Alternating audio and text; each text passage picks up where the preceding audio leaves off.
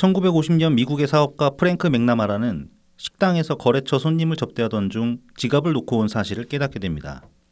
큰 망신을 당할 뻔했지만 다행히도 아내와 연락이 닿아 무사히 계산을 마칠 수 있었던 그는 이때의 경험을 바탕으로 다이너스 클럽이라는 사업체를 설립합니다. 그가 구상한 사업은 자신이 조직한 다이너스 클럽에서 발급한 신분증으로 어느 가게에서든지 외상이 가능토록 한다는 것이었습니다. 최초 뉴욕의 14개 레스토랑에서 외상 지불이 가능했던 다이너스 클럽의 신분증은 선풍적인 인기를 끌어 레스토랑뿐만 아니라 호텔이나 백화점 등 결제 가능한 업체가 점점 더 늘어나게 됩니다. 신용카드의 시작입니다. 신용카드는 사용자의 대금 지급 능력을 카드 회사가 보증합니다. 사용자와 카드 회사, 판매자 간의 상호적인 신뢰 없인 운영될 수 없는 구조인 셈입니다. 그리하여 신용사회라고도 불리는 현대사회에서 신용카드는 신용사회의 상징처럼 여겨집니다. 신용카드는 본격적인 전산화가 이루어진 90년대 이후 국내에서도 사용이 보편화되기 시작했으며 전산화에 따라 사용자와 판매자 간의 자금 흐름을 쉽게 파악할 수 있게 되었습니다. 이에 따라 소비에 관해 세금을 추징해야 하는 국세청과 정부는 신용카드 이용을 권장하고 있습니다. 또한 운영비의 낭비와 사적인 집행을 막기 위해 대부분의 단체들에서는 운영비를 현금이 아닌 법인 명의의 신용카드로 집행하게 합니다. 11월 19일 수원지검은 공무와 상관없는 관용차와 법인카드 사용을 근거로 이재명을 배임 혐의로 기소했습니다. 이재명이 배임한 것으로 파악된 금액은 1억 653만 원입니다. 개인 사용자의 신용카드 이용 대금이 연체되면 카드 회사는 사용자가 카드 회사와의 신뢰관계를 훼손한 것으로 간주하고 페널티로서 연체된 기간만큼의 이자를 추가로 부과하거나 카드 사용을 막게 됩니다. 이재명의 연체된 죗값에도 페널티가 내려지기 시작하는 셈입니다. 안녕하세요. 오늘은 11월 23일 토요일입니다. 저는 나이브 TV 블랙아웃 BC입니다. 네, 호구면입니다. 아주 산뜻한 한 주였어요. 예, 그렇습니다. 산뜻한데 뉴스는 별로 산뜻하지 못하긴 했지만은 이렇게 좀 뭐랄까 좀 멘탈이 평온한 한 주가 있었나? 오랜만이지 않나?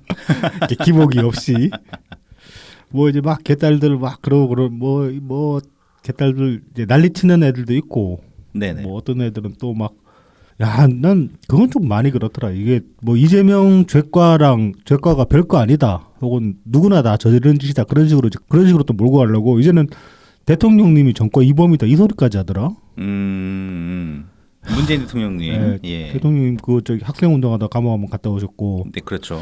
예전에 그 국감 때 불출석해가지고 벌금 맞으셨나 한간에 있잖아. 문재인 정부 그 참여정부 때. 그때도 한 번 있었구나. 네, 그때 민정수석으로 불참하셨던가 비서실장으로 불참하셨던가 그래가지고 그 소환 통보했는데 안 가신 적 한 번 있거든.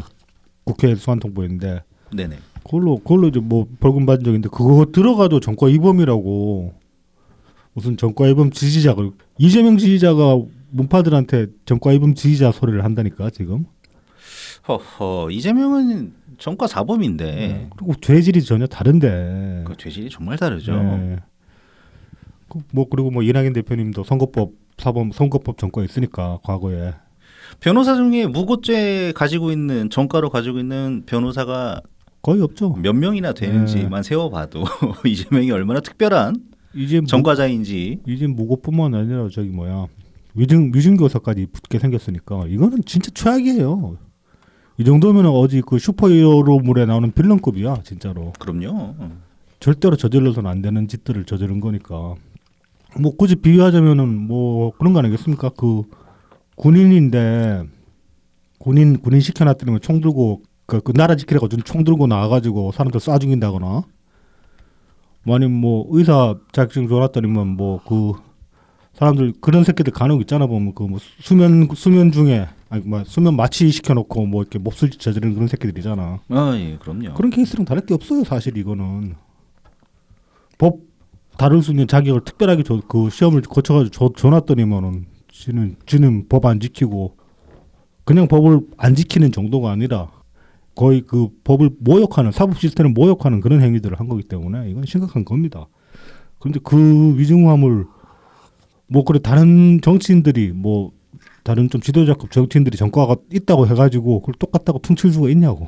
그런 그러면은 그런 식이면 전두환이랑 이재명은 다를 게 없어요 진짜로. 그 논리 확장시키면 그렇게 되는 거야. 그러니까 참 그냥 그 뭐 아가리 닥치고 있는 게 최선이지 지금 개딸들은. 괜히 온라인에 나와가지고 뭐 막 그런 식으로 하면서 지 혼자 키키크크 거려봤자 별로 정신승리도 못 될 거예요 사실 그거. 그래서 좀 그러지는 말아줬으면 좋겠다. 뭐 멘탈 상한 건 알겠는데 그리고 이제 뭐 이번 주지만은 이제 요 에피 제목을 제가 아마 그 저기 월요일병 없는 월요일로 지을 것 같은데 업로드되는 시점에는 이제 또 새로운 또 판결이 하나 나오죠. 유진교사. 이재명 정도로 과연 저의 월요병이 해소될 수 있을까는 모르겠지만 아니 최소한 보통 이제 월요병이라고 하는 게 그러니까 주말을 지나면서 월요일에 안 왔으면 좋겠다. 그런 심정 아니겠습니까? 월요일이라서 피곤한 것도 있지만은 월요일 안 왔으면 좋겠어. 월요병은 월요일이 안 왔으면 좋겠다라기보다는 네. 월요일이네 네. 이거죠. 뭐 그러니까 그것도 같은 맥락이니까 보통 월요일은 하지만은 다음 주 월요일은 다가오는 월요일은 와우 월요일이군 이렇게 되는 거지. 그날이니까. 자 이제 뭐 조국 대법원 판결도 드디어 이제 길이 잡혔어요. 네. 12월 12일이라고 합니다. 지금 이제 1, 2심에서 공이 징역 2년형 선고받은 상태이고 이게 좀 재밌는 게 그 19년 12월 달에 우리가 흑역사를 하나 또 쓴 게 있잖아요. 네, 같이 있었죠 그때 우리. 같이 있었죠. 예. 새벽에 돼지국밥도 먹고 순대국밥이었습니다. 순대국밥도 먹고 뭐 12월에 예. 순대국밥 한 잔에 예. 소주 한 그릇 하시겠습니까? 그때 26일? 예, 12월 26일이었더라고요. 제가 기사를 한번 검색해 보니까 크리스마스 다음 날이었구나. 그랬더라고요. 예. 저는 기억이 그거보다 훨씬 앞이라고 생각하고 그러니까 저도 있었는데 그 앞이라고 생각했었는데 참 어마어마한 연말이었네요. 이날이 이제 그 당시에 동부지법 앞에서 구속영장 검찰이 구속영장 쳐가지고 기각되네 만회할 때 네, 그랬습니다. 그때 이제 거의 자정 넘겨서까지 집회를 했었고 그렇죠. 예. 그때 이제 집회 사이를 백총이 피를 쏟아가며 무릎 도가니 다 아작 나가며 10시간 넘게 집회 사이를 봤었죠. 그렇죠. 예. 또 아침에는 그 기자회견도 했었고. 그렇죠. 기자회견도 했었고. 그래서 그 당시 이제 흑역사들을 들춰보면 다 아는 얼굴들이 여기저기에 곳곳에 네네. 포진해 있죠. 뭐 이미 뭐 벌어진 일 어쩌겠습니까? 그냥 그땐 그랬었구나 하는 거죠. 이불킥을 하게 되는 거지. 또 이제 그걸 반추해 보면은. 그리고 이제 그 늘상 드리는 말씀이지만 결국은 거기서 반민교사를 얻긴 얻어야 돼요. 그러니까 뭐 잘못된 판단에 대한 문제보다 저는 지금 와서 생각해 보면은 결국은 이제 수위를 낮출 필요가 있다. 뭐든 간에. 이제 그 생각도 지금 해보거든요. 뭐 이제 이재명 이후에 애프터 이재명 뭐 이제 그런 이재명 이후 이제 플랜 B 혹은 이제 지금 우리 당대표께서 말씀하시는 삼중 삼김 같은 거. 네네. 그런 것들을 이제 말씀하시고 하면서 이제 결국 정계 개편이 되긴 될까? 그러니까 언젠가는 당장은 아니더라도. 네. 저는 뭐 제 개인적인 생각으로는 이재명이 저렇게 재판으로 인해서 이제 결국은 정치계를 떠날 수밖에 없게 된다고 해도 그렇게 쉽게 정계 개편이 될 거라고 생각되지는 않는데 지금 민주당 꼬라지 보면은 쟤들은 집권 포기하고서라도 배지 유지하려고 할 새끼들이 더 많을 거라고 저는 생각하거든요. 그러면서 계속 투쟁 국면으로 끌고 가려고 한다고. 왜냐하면 체질이 과거 수권 정당이었던 민주당이 그 체질이 아니에요. 지금은 거의 통진당 마인드로 저는 반 정도는 바뀌었다고 생각하거든요. 지금 하는 꼬라지 보면은. 네네. 통진당은 정권 잡는 거 궁극적인 목표가 아닙니다. 정권은 차라리 혁명으로 잡으려고 하지 걔들은. 투표로 정권 잡고 자기들도 안 된다는 거 아니까. 자기 한계들을 아니까. 그러면 결국은 배지 유지가 더 중요하단 말이야. 그렇게 보면은 과연 정계 개편이 이루어질 수 있을까 그런 생각이 들긴 하지만은 그래도 만약에 언젠가는 혹은 이제 뭐 지금 민주당 중진급 이상들 의원들 중에 정신 차린 의원들이 많아져가지고 네네. 뭐 민주당이 그대로 온전하게 남아있지 못하더라도 거기서 일부분이 떨어져 나와서 우리랑 합치게 된다거나 그럴 수도 있는 거잖아요. 상황에 따라서는. 네네. 그렇게 됐을 때 우리 지금 쌓인 게 굉장히 많잖아. 그 사람들한테. 저도 민주당 지금 민주당 저자처럼 불타 없어져도 저는 속이 시원하지가 않아요. 사실은. 다 망해야 된다고 생각하거든요. 죄값 치러야 된다고 생각하는 사람이 그렇게 생각하는 쪽이지만은 그래도 만약에 그런 일이 정말로 이루어졌을 때 그러니까 우리랑 힘을 합치게 됐을 때 그때 우리가 쌓인 이 원한들을 못 이겨가지고 개딸처럼 굴어버리면은 의미가 없는 거잖아, 사실. 그러니까 그게 이제 소위 이제 점령군 행세를 하면 안 된다는 건데요. 그렇죠. 텃세를 부린다. 뭐 좀 더 이제 좀 더 맞춰서 말하면 텃세를 부린다거나 네네. 그러면 안 된다는 거죠. 아니면 계속 과거 들춰내가지고 이 몹쓸 새끼 그러고 그래버리면 또 되는 뭐 될 일도 안 되는 거지 결국은. 그렇죠. 그러니까 이재명은 사라졌는데 뭐 계속 국민의힘 계열에서 정권을 잡는 상황으로 흘러간다. 그렇죠. 장기화될 수 있는 거죠. 네. 진짜 그래버리면은. 그것 역시 뭐 그다지 우리가 원하는 바는 아니기 때문에. 네네. 네. 그래서 이제 뭐 분노하는 건 당연합니다. 지금 상황에 대해서 혹은 지금 민주당 배치들에 대해서 분노한 건 당연하고 저도 이제 그런 감정을 표출하기도 하는데 만약에 지금은 지금이고 정말로 그런 일이 벌어졌을 때는 좀 더 영리해질 필요가 있다. 네. 적어도 개딸처럼 돼서는 안 된다 우리가 뭐 그런 생각을 다시 한번 해보게 됩니다. 이 조국수호도 따지고 조국수호 집회를 반출을 해보면은 지금 결과론적으로 보면은 지금 저 법원 앞에서 집회하는 개딸들이랑 우리랑 다른 게 뭐가 있어요? 이때 조국수호 집회했던 우리랑 물론 이제 우리는 우리 내부 논리가 있었죠. 저건 이거 당시에 이제 뭐 조국 다음 문재인이다 그런 식으로 생각을 했기 때문에 대통령님까지 미치면 안 된다 그런 생각이 분명히 그런 의도가 정무적 판단이 있었죠. 그런 정무적 판단이 있었다고는 하지만은 그건 사실 그렇게 설득력이 없었고 문재인 정부인데 무슨 검찰이 어떻게 대통령을 바로 직격해서 개넣어요? 그건 말이 안 되는 소리죠. 그리고 지금 퇴임하시고 나가지고 털어봤자 털리는 것도 없잖아. 계속 쪼자는 거 가지고 붙잡고 지랄하고 있는 수준이기 때문에 애초에 그 판단 자체도 틀렸고 그리고 이제 그 3자의 그러니까 그 정치 비관여층이 봤을 때는 결국은 그때 우리랑 지금 개딸이랑 차이가 없을 거라는 그런 생각이 들거든요. 그리고 이제 같은 민주당. 예, 더구나 같은 민주당인데. 예. 걔들이네 그렇게 보는 거예요. 우리는 알죠. 우리는 그때 걔들이랑 지금 개딸들이랑 다르고 왜냐면 우리가 개딸 자리에 없기 때문에 우리는 조국 집회는 했지만 개딸은 아니다라고 말을 할 수 있겠지만은 그건 그냥 우리 변명밖에 안 되는 거죠. 그러니까 이제 이런 거랑 비슷한 거죠.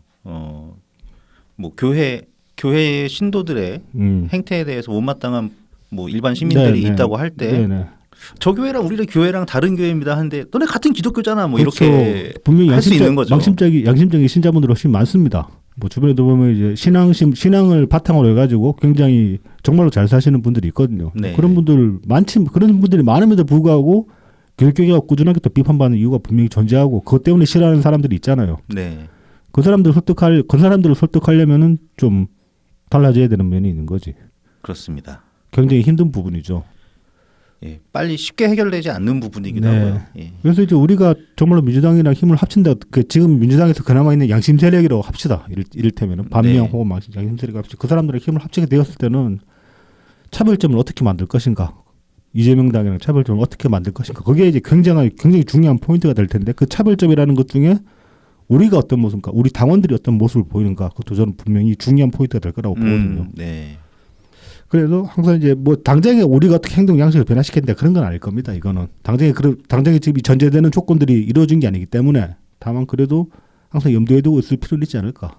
네. 그런 점에서도 이 조국 수호 집회는 우리한테 충분히 의의를 가질 수 있다. 이걸 어떻게 소화하냐에 따라서 그렇죠, 그렇죠. 뭐 이제 조국 대법원 판결을 앞두고 이런 말씀을 잠깐 드려봅니다. 자, 이제 본 내용 들어가죠. 바로 이번 주는. 네. 그럼 그 전에 저희를 도와주시는 고마운 분들 소개해드리고 시작하겠습니다. 후원 계좌를 통해서 엑스친 S님 후원해 주셨습니다. 감사합니다. 감사합니다. 자, 다음은 제공입니다. 웰컴퓨터입니다. 부산 사하구 낙동대로 323번 길의 6 4역 2번 출구 앞에 있습니다. 070-8742-9595 051-271-0066 010-8691-0079번입니다. 트위터에서 웰컴퓨터, 인스타그램, 페이스북, 네이버 블로그에서 웰컴퓨터 @ AIR 숫자 12 그리고 웰컴퓨터 0079를 검색해 주시면 됩니다. 오랜 조립 경험을 바탕으로 최적의 견적을 구성해 드립니다. 가성비 좋은 사무용부터 게이밍, 딥러닝용 같은 최고 사양의 PC까지 조립해 드리고 있습니다. 다나와 최저가 가격으로 만나보는 웰컴퓨터 견적을 지금 바로 확인해 보세요. 전국 어디서든 에이스가 필요하시면 연락 주시기 바랍니다. 안전한 배송에 사용되는 웰컴퓨터의 배송 박스를 미리 보내드립니다. 문제가 생긴 컴퓨터를 웰컴퓨터의 배송 박스에 넣어서 다시 웰컴퓨터로 보내주시기 바랍니다. 그러면 전국 어디에서도 웰컴퓨터의 서비스를 받으실 수가 있습니다. 유튜브 채널 웰컴퓨터를 통해서 연락 주시면 사은품도 별도로 챙겨드리니까 꼭 말씀해 주시기 바랍니다. 지금 이제 수능 이벤트 진행 중이죠. 네. 이제 이달 말일까지 수험표 2025학년도 수능 수험표를 챙겨 오시면은 챙겨 오시고 100만 원 이상의 이제 본체를 구매하셨을 경우에 이제 뭐 게이밍 마우스, 기계식 키보드, 게이밍 헤드셋, 마우스 장패드를 증정하거나 조립비를 면제해 드린다고 합니다. 요 관련이라면 관련일 수도 있는데 이제 웰컴퓨터 직원분이 SNS에 글을 하나 올리셨는데 최근에 이제 동향이 이렇다고 합니다. 환율이 오르니까 부품 가격이 오르는 추세라고 해요. 네. 근데 이제 이 그 뭐 도매업자들이 계속 냅두면 환율이 더 오르지 않겠냐라는 기대감이 있다 보니까 이 부품을 다 풀지를 않고 계속 이제 홀드해놓고 창고에 이제 쌓아두고 있다는 거야. 예, 그렇군요. 사재기를 하고 있다고 합니다. 그래서 이제 부품 수급에 이제 차질이 생길랑 말랑하는 지금 상황이라고 합니다. 근데 이제 이대로 냅두면은 그 본체 그 단가가 더 오를 가능성이 크단 말이지. 그렇죠, 부품 단가가 오르니까. 네. 그래서 이제 컴퓨터한테 살고 말까 이제 고민하시는 분들이 때문에 지금 이 최저가일 수밖에 없다. 이제 그런 말씀을 해주셨어요. 지금이 가장 싸다. 네, 뭐 혹시 뭐 그러고 이제 뭐 집에 수험생 있으신 분들은 이번 기회를 놓치지 마시고 뭐 조립비를 까주거나 이거 뭐 그냥 이 증정품 받아가셔도 상당할 것 같은데 왜냐면 이거 그냥 싸구려 물건들이 아니거든요. 지금 끼워주시는 게. 네네 그렇습니다. 이 컴퓨터가 그냥 뭐 경품이랍시고 막 그 뭐 5,000원짜리 마우스 주고 그런 게 아니기 때문에 요거 13만 원 상당의 요 증정품들 생겨가시는 거 상당히 도움이 될 겁니다. 그래서 이번 기회에 본체를 구매하시는 분들은 적극 고려를 해주셨으면 좋겠습니다. 네, 다음은 달품은 농장입니다. 트위터 달품은 농장 골뱅이 DALPUMEUN, 인스타그램 달품은 농장 _ 농사짓는 문파 골뱅이 DALPUM 숫자 1입니다. 진한 풍미와 영양이 살아있는 청란, 청개육부터 친환경 우렁이쌀, 그리고 고춧가루, 참기름, 들기름, 서리태콩, 찰, 옥수수까지 준비되어 있습니다. 달품은 농장에서 건강한 우리 농산물로 건강한 밥상을 준비하시기 바랍니다. 마지막으로 라만까까입니다. 네이버 스마트 스토어에서 라만까까를 검색해 주세요. 머랭쿠키, 오란땅, 마들렌, 곡물쿠키, 구운 찰떡, 호두광정, 에그타르트, 소금빵이 준비되어 있습니다. 자 이제 이재명 1심 선고 기념으로 지난주에 이제 식빵이 전격도 출시가 됐습니다. 아 그렇군요. 네, 그래서 이제 요거는 또 이제 선거법 선고일이 25일 월요일 날 일괄 배송될 예정이라고 합니다. 네네. 그리고 이제 다음 주부터 슈톨렌 이제 크리스마스 시즌 상품이죠. 슈톨렌이 출시된다고 합니다. 아 정말 시간 잘 가네요. 어느새 또 1년이 됐습니다. 슈톨렌 시즌이 왔네요. 네. 이 슈톨렌이 보관만 잘하면 몇 개월씩 놔도 되거든요. 그렇죠. 실제로 이제 뭐 제 주변 분들도 보면은 한 6개월 이상 어디 냉장고에 놔뒀다가 드시던 분도 있고 그런데 이게 잘 보관을 잘 했을 경우에 그렇죠. 네. 그죠 냉장 보관 잘 했을 경우에 그렇게 오래 놔두면은 맛이 깊어지기 때문에 이번 기회에 한번 뭐 크리스마스 시즌에 슈톨렌 몇 개 구입했다가 냉장고에 하나 짱 박아놓고 까먹어 보시는 것도 괜찮지 않을까. 이게 슈톨렌은 네. 그렇게 오래 보관하는 것도 굉장한 쉽지가 않죠. 쉽지가 않습니다. 그러니까 까먹으니까 왕창 사놓고 까먹으면 돼. 확정 사놓고 한 10개 사다가 이렇게 막 까먹다 보면 한두 개 까먹을 수도 있잖아. 아 이게 무슨 공산품도 아닌데 어떻게 잔뜩 사재기를 합니까? 아무튼 슈톨렌 또 많은 성원 부탁드리겠습니다. 네. 이번 주에 이제 결국 할 얘기가 이재명 얘기밖에 없는데 이거 이재명 얘기 하기 전에 그래도 이제 간만에 좀 우리가 다뤄볼 만한 이슈다 싶어가지고 최저임금 이야기를 좀 해봅시다. 네, 미국 캘리포니아로 가보겠습니다. 최근에 미국 캘리포니아에서 이번 대선 때 같은 날에 그 캘리포니아주 주민 투표가 있었다고 해요. 네. 네, 주민 투표가 있었는데 이게 뭐였냐면은 내년도 이제 최저임금 인상안에 대해서 찬반 투표를 한 겁니다.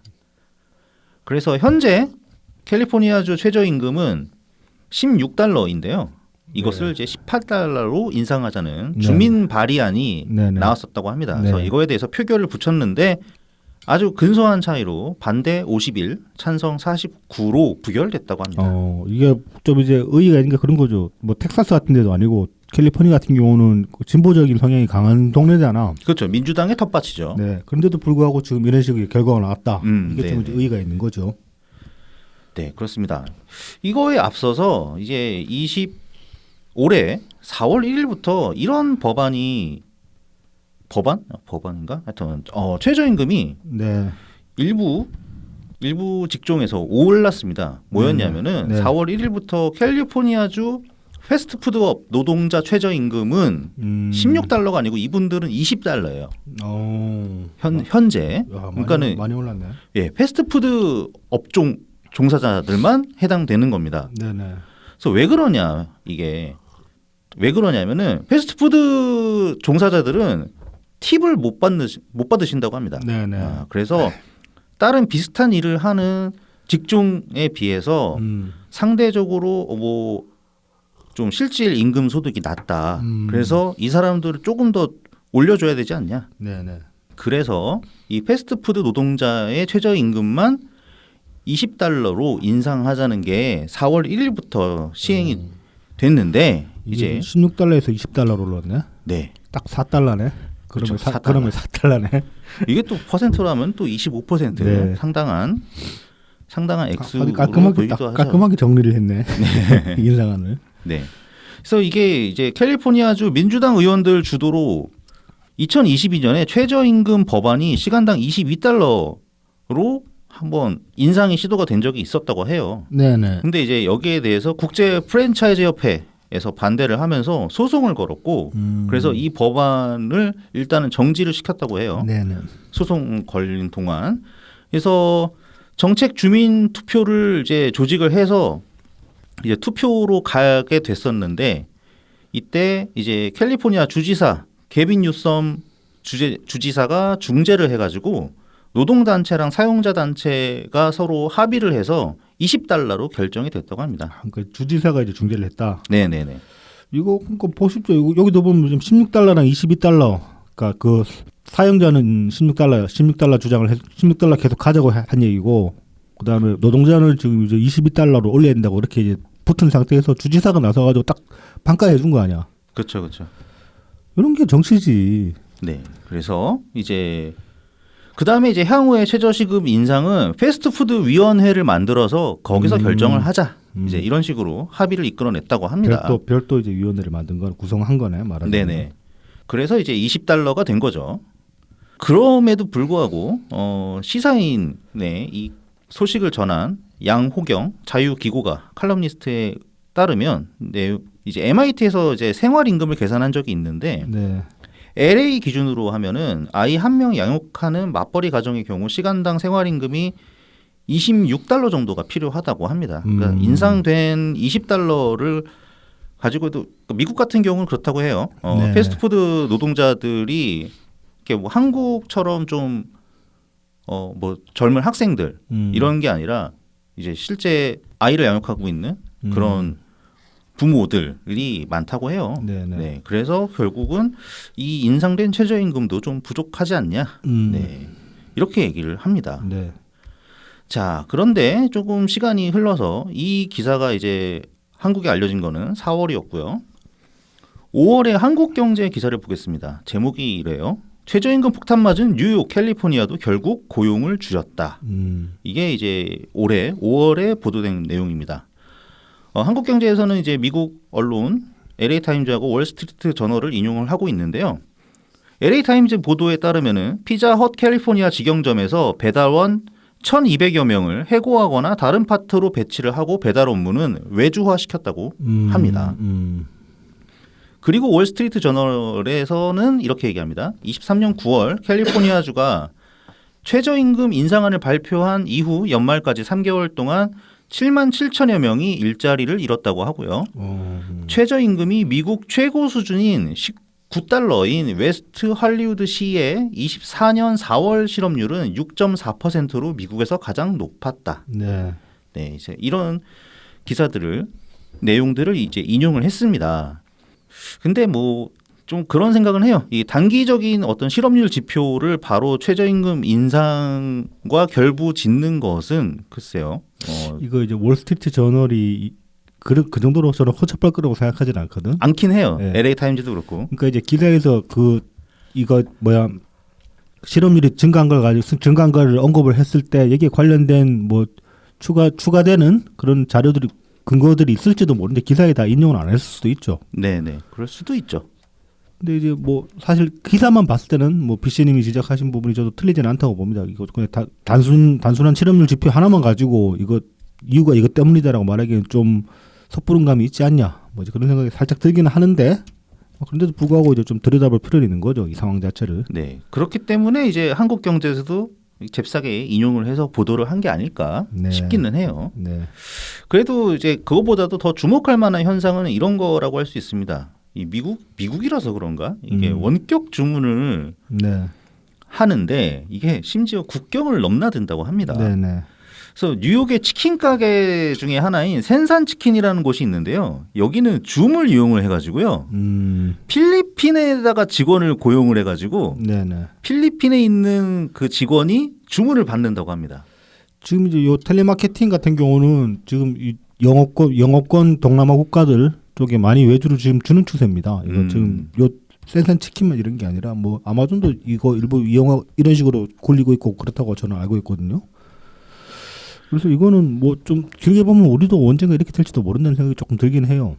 그렇죠. 방법이 있으면. 그러니까 그러니까 미국 같은 경우는 뭐 대략 아무리 낮게 봐도 한 $16가 최저임금인 셈이잖아요. 16에서 18 정도는 봐야 되겠죠. 네. 뭐 주마다 차이가 있겠지만은. 그렇습니다. 근데 필리핀 이 주문 받아주는 필리핀 근로자는 $3면 고용을 할 수가 있다.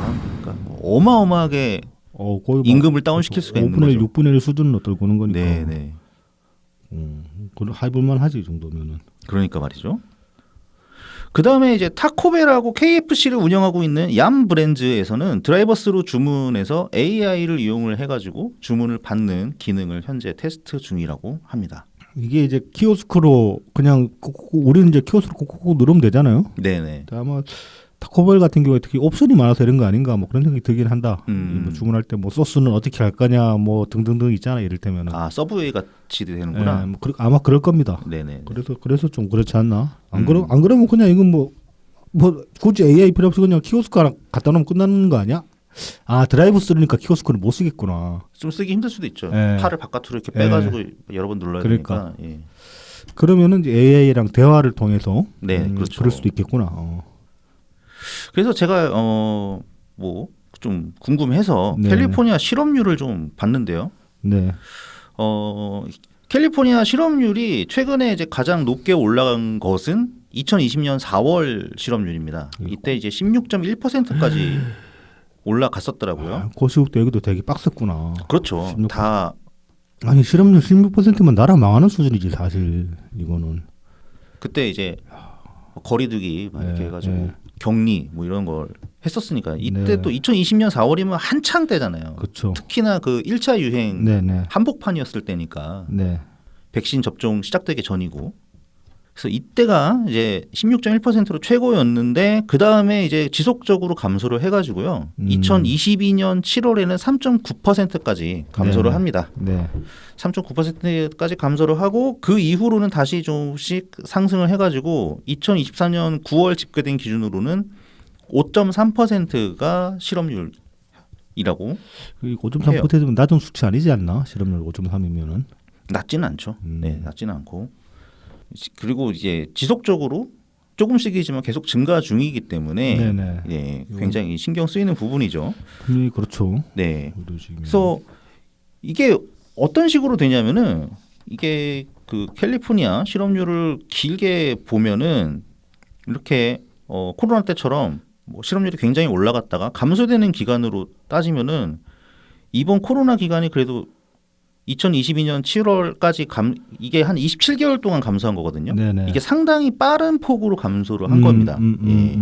그 이전에 실업률이 올라갔을 때 뭐 예를 들어서 1982년, 1992년 그리고 뭐 2010년 이럴 네. 때 보면은 이때도 이제 한 10% 가깝게 네네. 증가를 했었거든요. 그 다음부터 이제 저점인 뭐 5%나 이제 그 정도 수준으로 내려올 때까지 걸리는 기간이 뭐 7, 8년씩 걸립니다.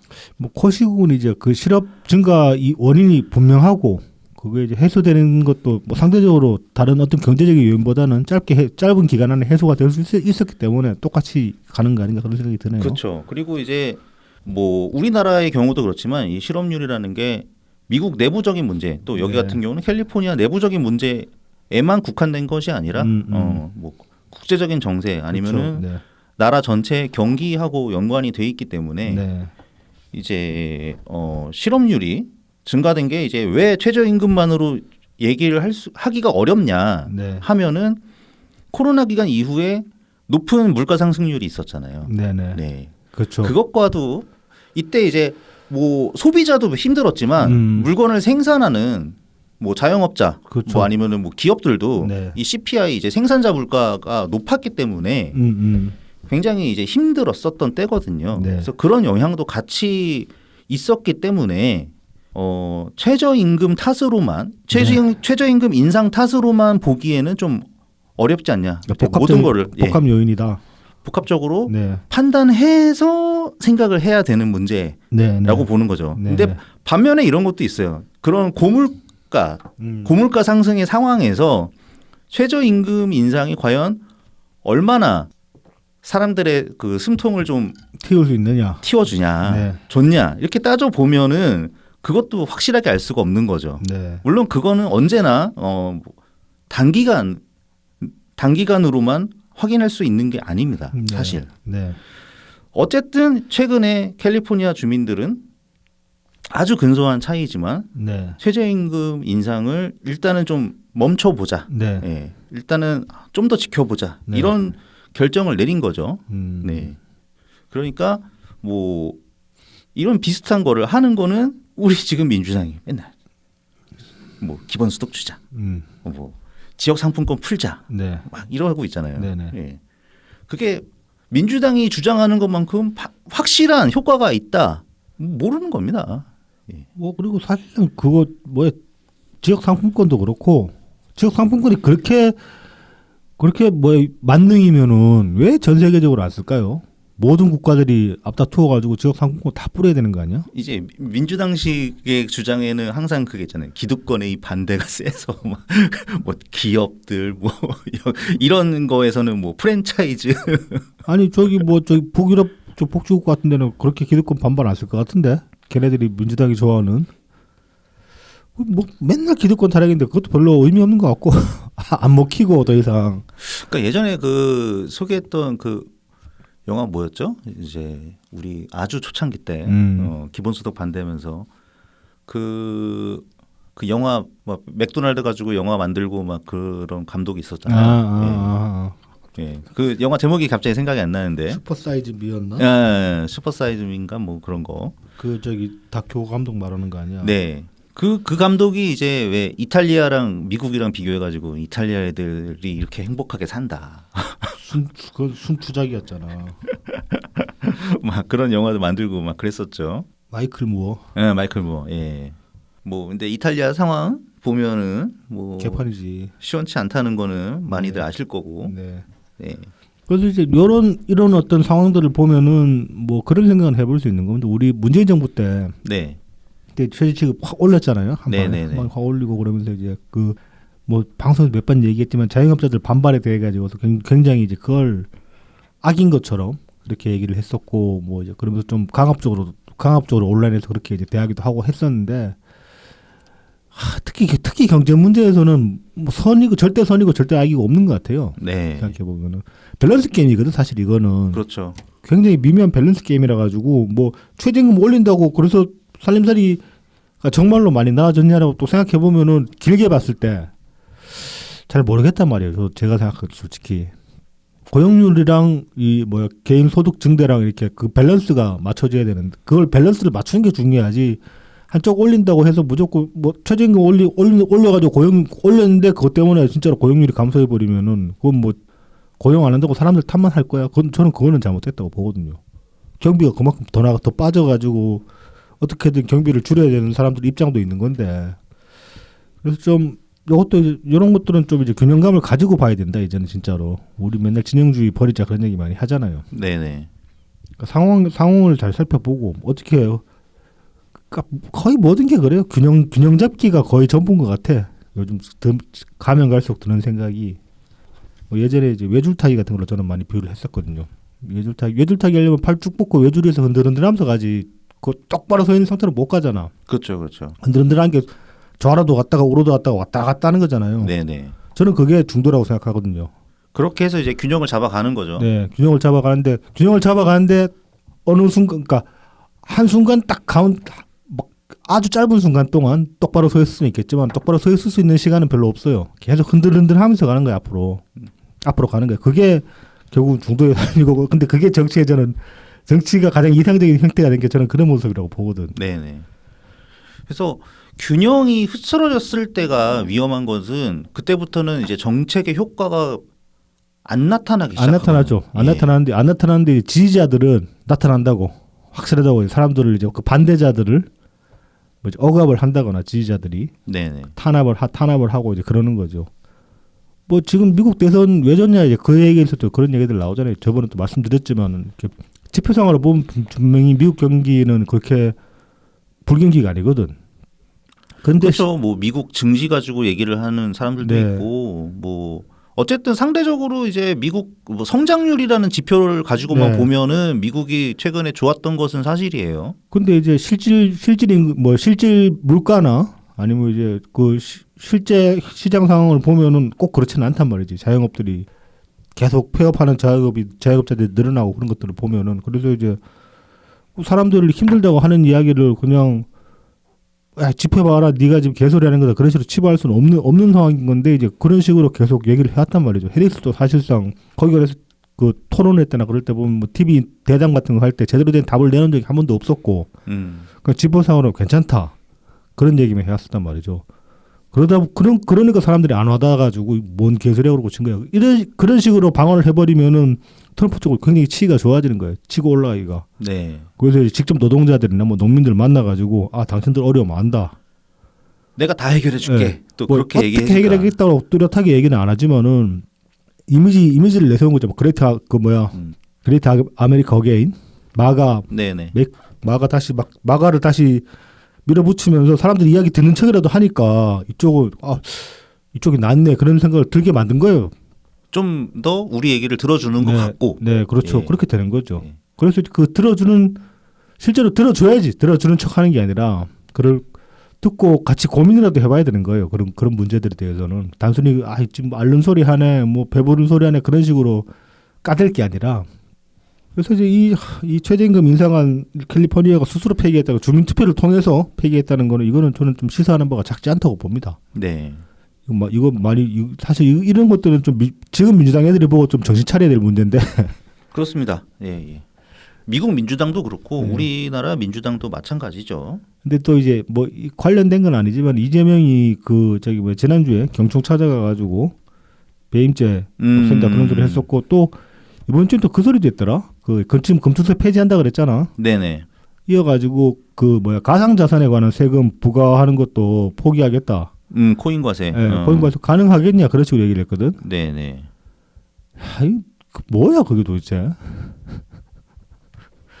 뭐 어쩌자는 건지 모르겠습니다. 근데 그런 것들을 이제 다 모아 봤을 때 그것이 가리키는 방향이 뭔지를 모르겠다는 없어요. 방향이 없어요. 그렇죠. 말이 여기서 일관성이 무너지는 거예요. 그러니까 어떠한 경제 생태계를 만들어 나가겠다라는 그림이 안 보이니까 그냥 뭐 다 낮춰주겠다, 뭐 세금 안 걷겠다 네. 이런 것만 있으니 가상자산에 그 세금 부과 안 하면 누가 이득 봅니까? 큰 손들이 이득 보죠 결국은. 그럼요. 예. 고래들이 이득을 네. 봅니다. 개미들은 뭐 누구 일부 있겠지 보는 사람들 어떻게 운 좋게 그렇죠. 투자해가지고 가끔씩 있죠. 그래서 이제 결국은 그러면은 돈을 낳는 판 아닙니까? 가상자산 판이라는 게. 그렇죠. 그러면 돈 많은 사람들 돈 더 불려주는데 그냥 손 놓고 보겠다 이 소리가 되는 거예요. 그리고 언제나 잃을 때 크게 잃는 것은 개미들입니다. 그렇습니다. 평생 자산을 다 날려버리는 거예요. 그게 부동산이 됐든 뭐 주식이 됐든 항상 뭔가 하락장이 찾아왔을 때 큰일 나는 사람들은 없는 사람들입니다. 그래서 이제 개딸들을 제발 좀 생각해봤으면 좋겠는 게 이재명의 대동세상을 같이 꿈꾸면서 여기까지 온 거잖아요. 그 사람들은. 네. 지금 최근 들어서 이재명이 주장하는 게 대동세상이 부합합니까? 배임죄. 그 배임죄는 좀 웃기긴 하더라. 배임죄 경총 가가지고 그 얘기 했잖아. 네. 그 다음 날인가 바로 검찰이 비명을 배임죄를 기소했거든. 괜히 그 냄새 맡고 그러는 건가 그런 생각도 들더라 조금. 그런 느낌이 있네요. 네. 네. 아무튼 이제 지금 뭐 기업가들 배임죄도 폐지해주고 고용 안정성 고용이 관해서인가 아무튼 단순하게 생각할 문제 아닌데 그래서 기업가 편들어주는 말도 했었고 최근에. 그리고 지금 이제 뭐 금투세에 이어 가지고서 거의 가상자산 과세도 안 하겠다 그렇게 얘기를 해버리는데 이게 대동세상이야? 당신들이 꿈꾸는 대동세상에 부합합니까? 이거 뭐 그런 식으로 다 까주고 뭐 옛날 부자들 돈 걷어가지고 나눠준 게 기본소득이라며. 그럼 이제 무슨 명목으로 부자들한테 돈을 건다는 얘기죠? 이 가상자산 과세 폐지해버리면 그 부자들 뭐 돈 굴릴 데 없는 부자들 이제 가상자산에 돈 다 쏟아 받겠네. 그럼 그렇지. 그 판은 또 더 돈 넣고 돈 먹기 판이 되겠네. 그렇죠.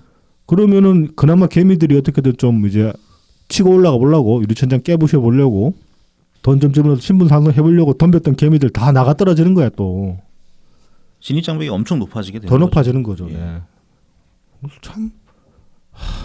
네. 참 뭘 보고 이재명을 지지하냐? 지금 이 나라까지 와가지고 지금 저 양반 하는 얘기 저 인간 하는 얘기 봐도 지금 앞뒤 안 맞는 소리 계속 하고 있는데. 그리고 이제 전문가들 뭐 경제 전문가라던가 아니면은 주식 전문가 네. 이렇게 이런 쪽에서 얘기들도 금투세 자체를 아예 하지 말아야 된다 이런 주장은 아닙니다. 그 앞에 이제 선결 과제들이 있고 이제 뭔가 당근 같은 것도 이제 좀 있어야 된다. 그렇죠. 네, 그런 거거든요. 그렇죠. 에휴. 또 이재명 이야기로 새버렸네. 결국은 최저임금 이야기하다가 이게 어쩔 수가 없어요. 이재명의 위치가 예. 우리나라 최대 의원을 국회의원을 보유하고 있는 정당의 당 대표기 때문에 그렇죠. 그렇죠. 이제 그러면서 계속 거들먹거리면서 뻘소리를 하고 다니기 때문에 네, 네. 그리고 아직까지도 일단 유력 대선 후보 아닙니까? 그렇습니다. 뭐 네. 지금 이제 그 프레시안인가 또 이제 그 기사 그런 여론조사 하나 인용을 했던데 지금 이제 지난주 그 판결 이후에 여조 나왔는데 이재명 지지율이 오히려 올랐다. 그런 기사도 냈던데 그 기사는 조금 저희가 있는 거 아닌가 그런 의문이 들긴 하더라. 이거 괜히 재판부한테 또 압박하려는 거 아니냐 기사를 통해서 그런 느낌도 받긴 했습니다만은 그게 왜 이재명 지지율이 올라요? 일극체제라서 그래요. 이쪽으로 다른 대안들을 안 던져주니까. 자, 뭐 그래서 이재명 이야기 해봅시다.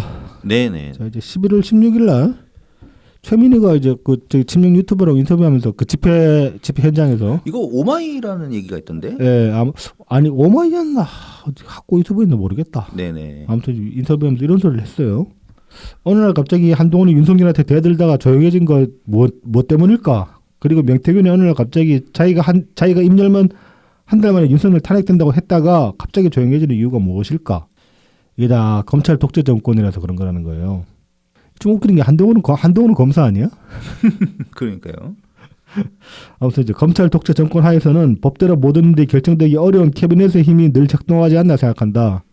존나 음모론이죠.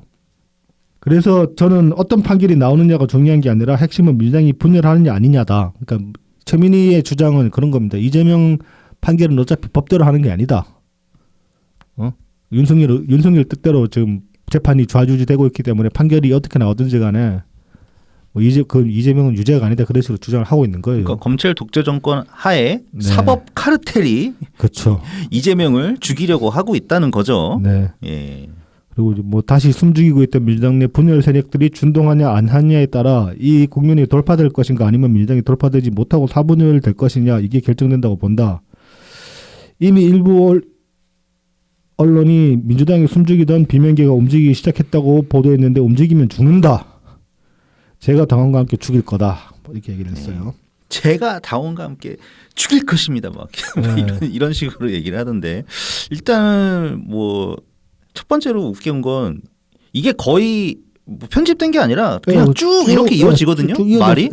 이걸 말을 다 듣고 생각을 해보면 도대체 무슨 말인지 일단 감이 안 오고요. 그러니까 글로 써가지고 좀 이제 몇 번 다시 되읽어 보면은 뭐죠 이런 의미겠거니라고 이제 넘겨짓게 되는 거죠. 넘겨짓게 되긴 하는데 이거 진짜 완전 아무 말이거든요.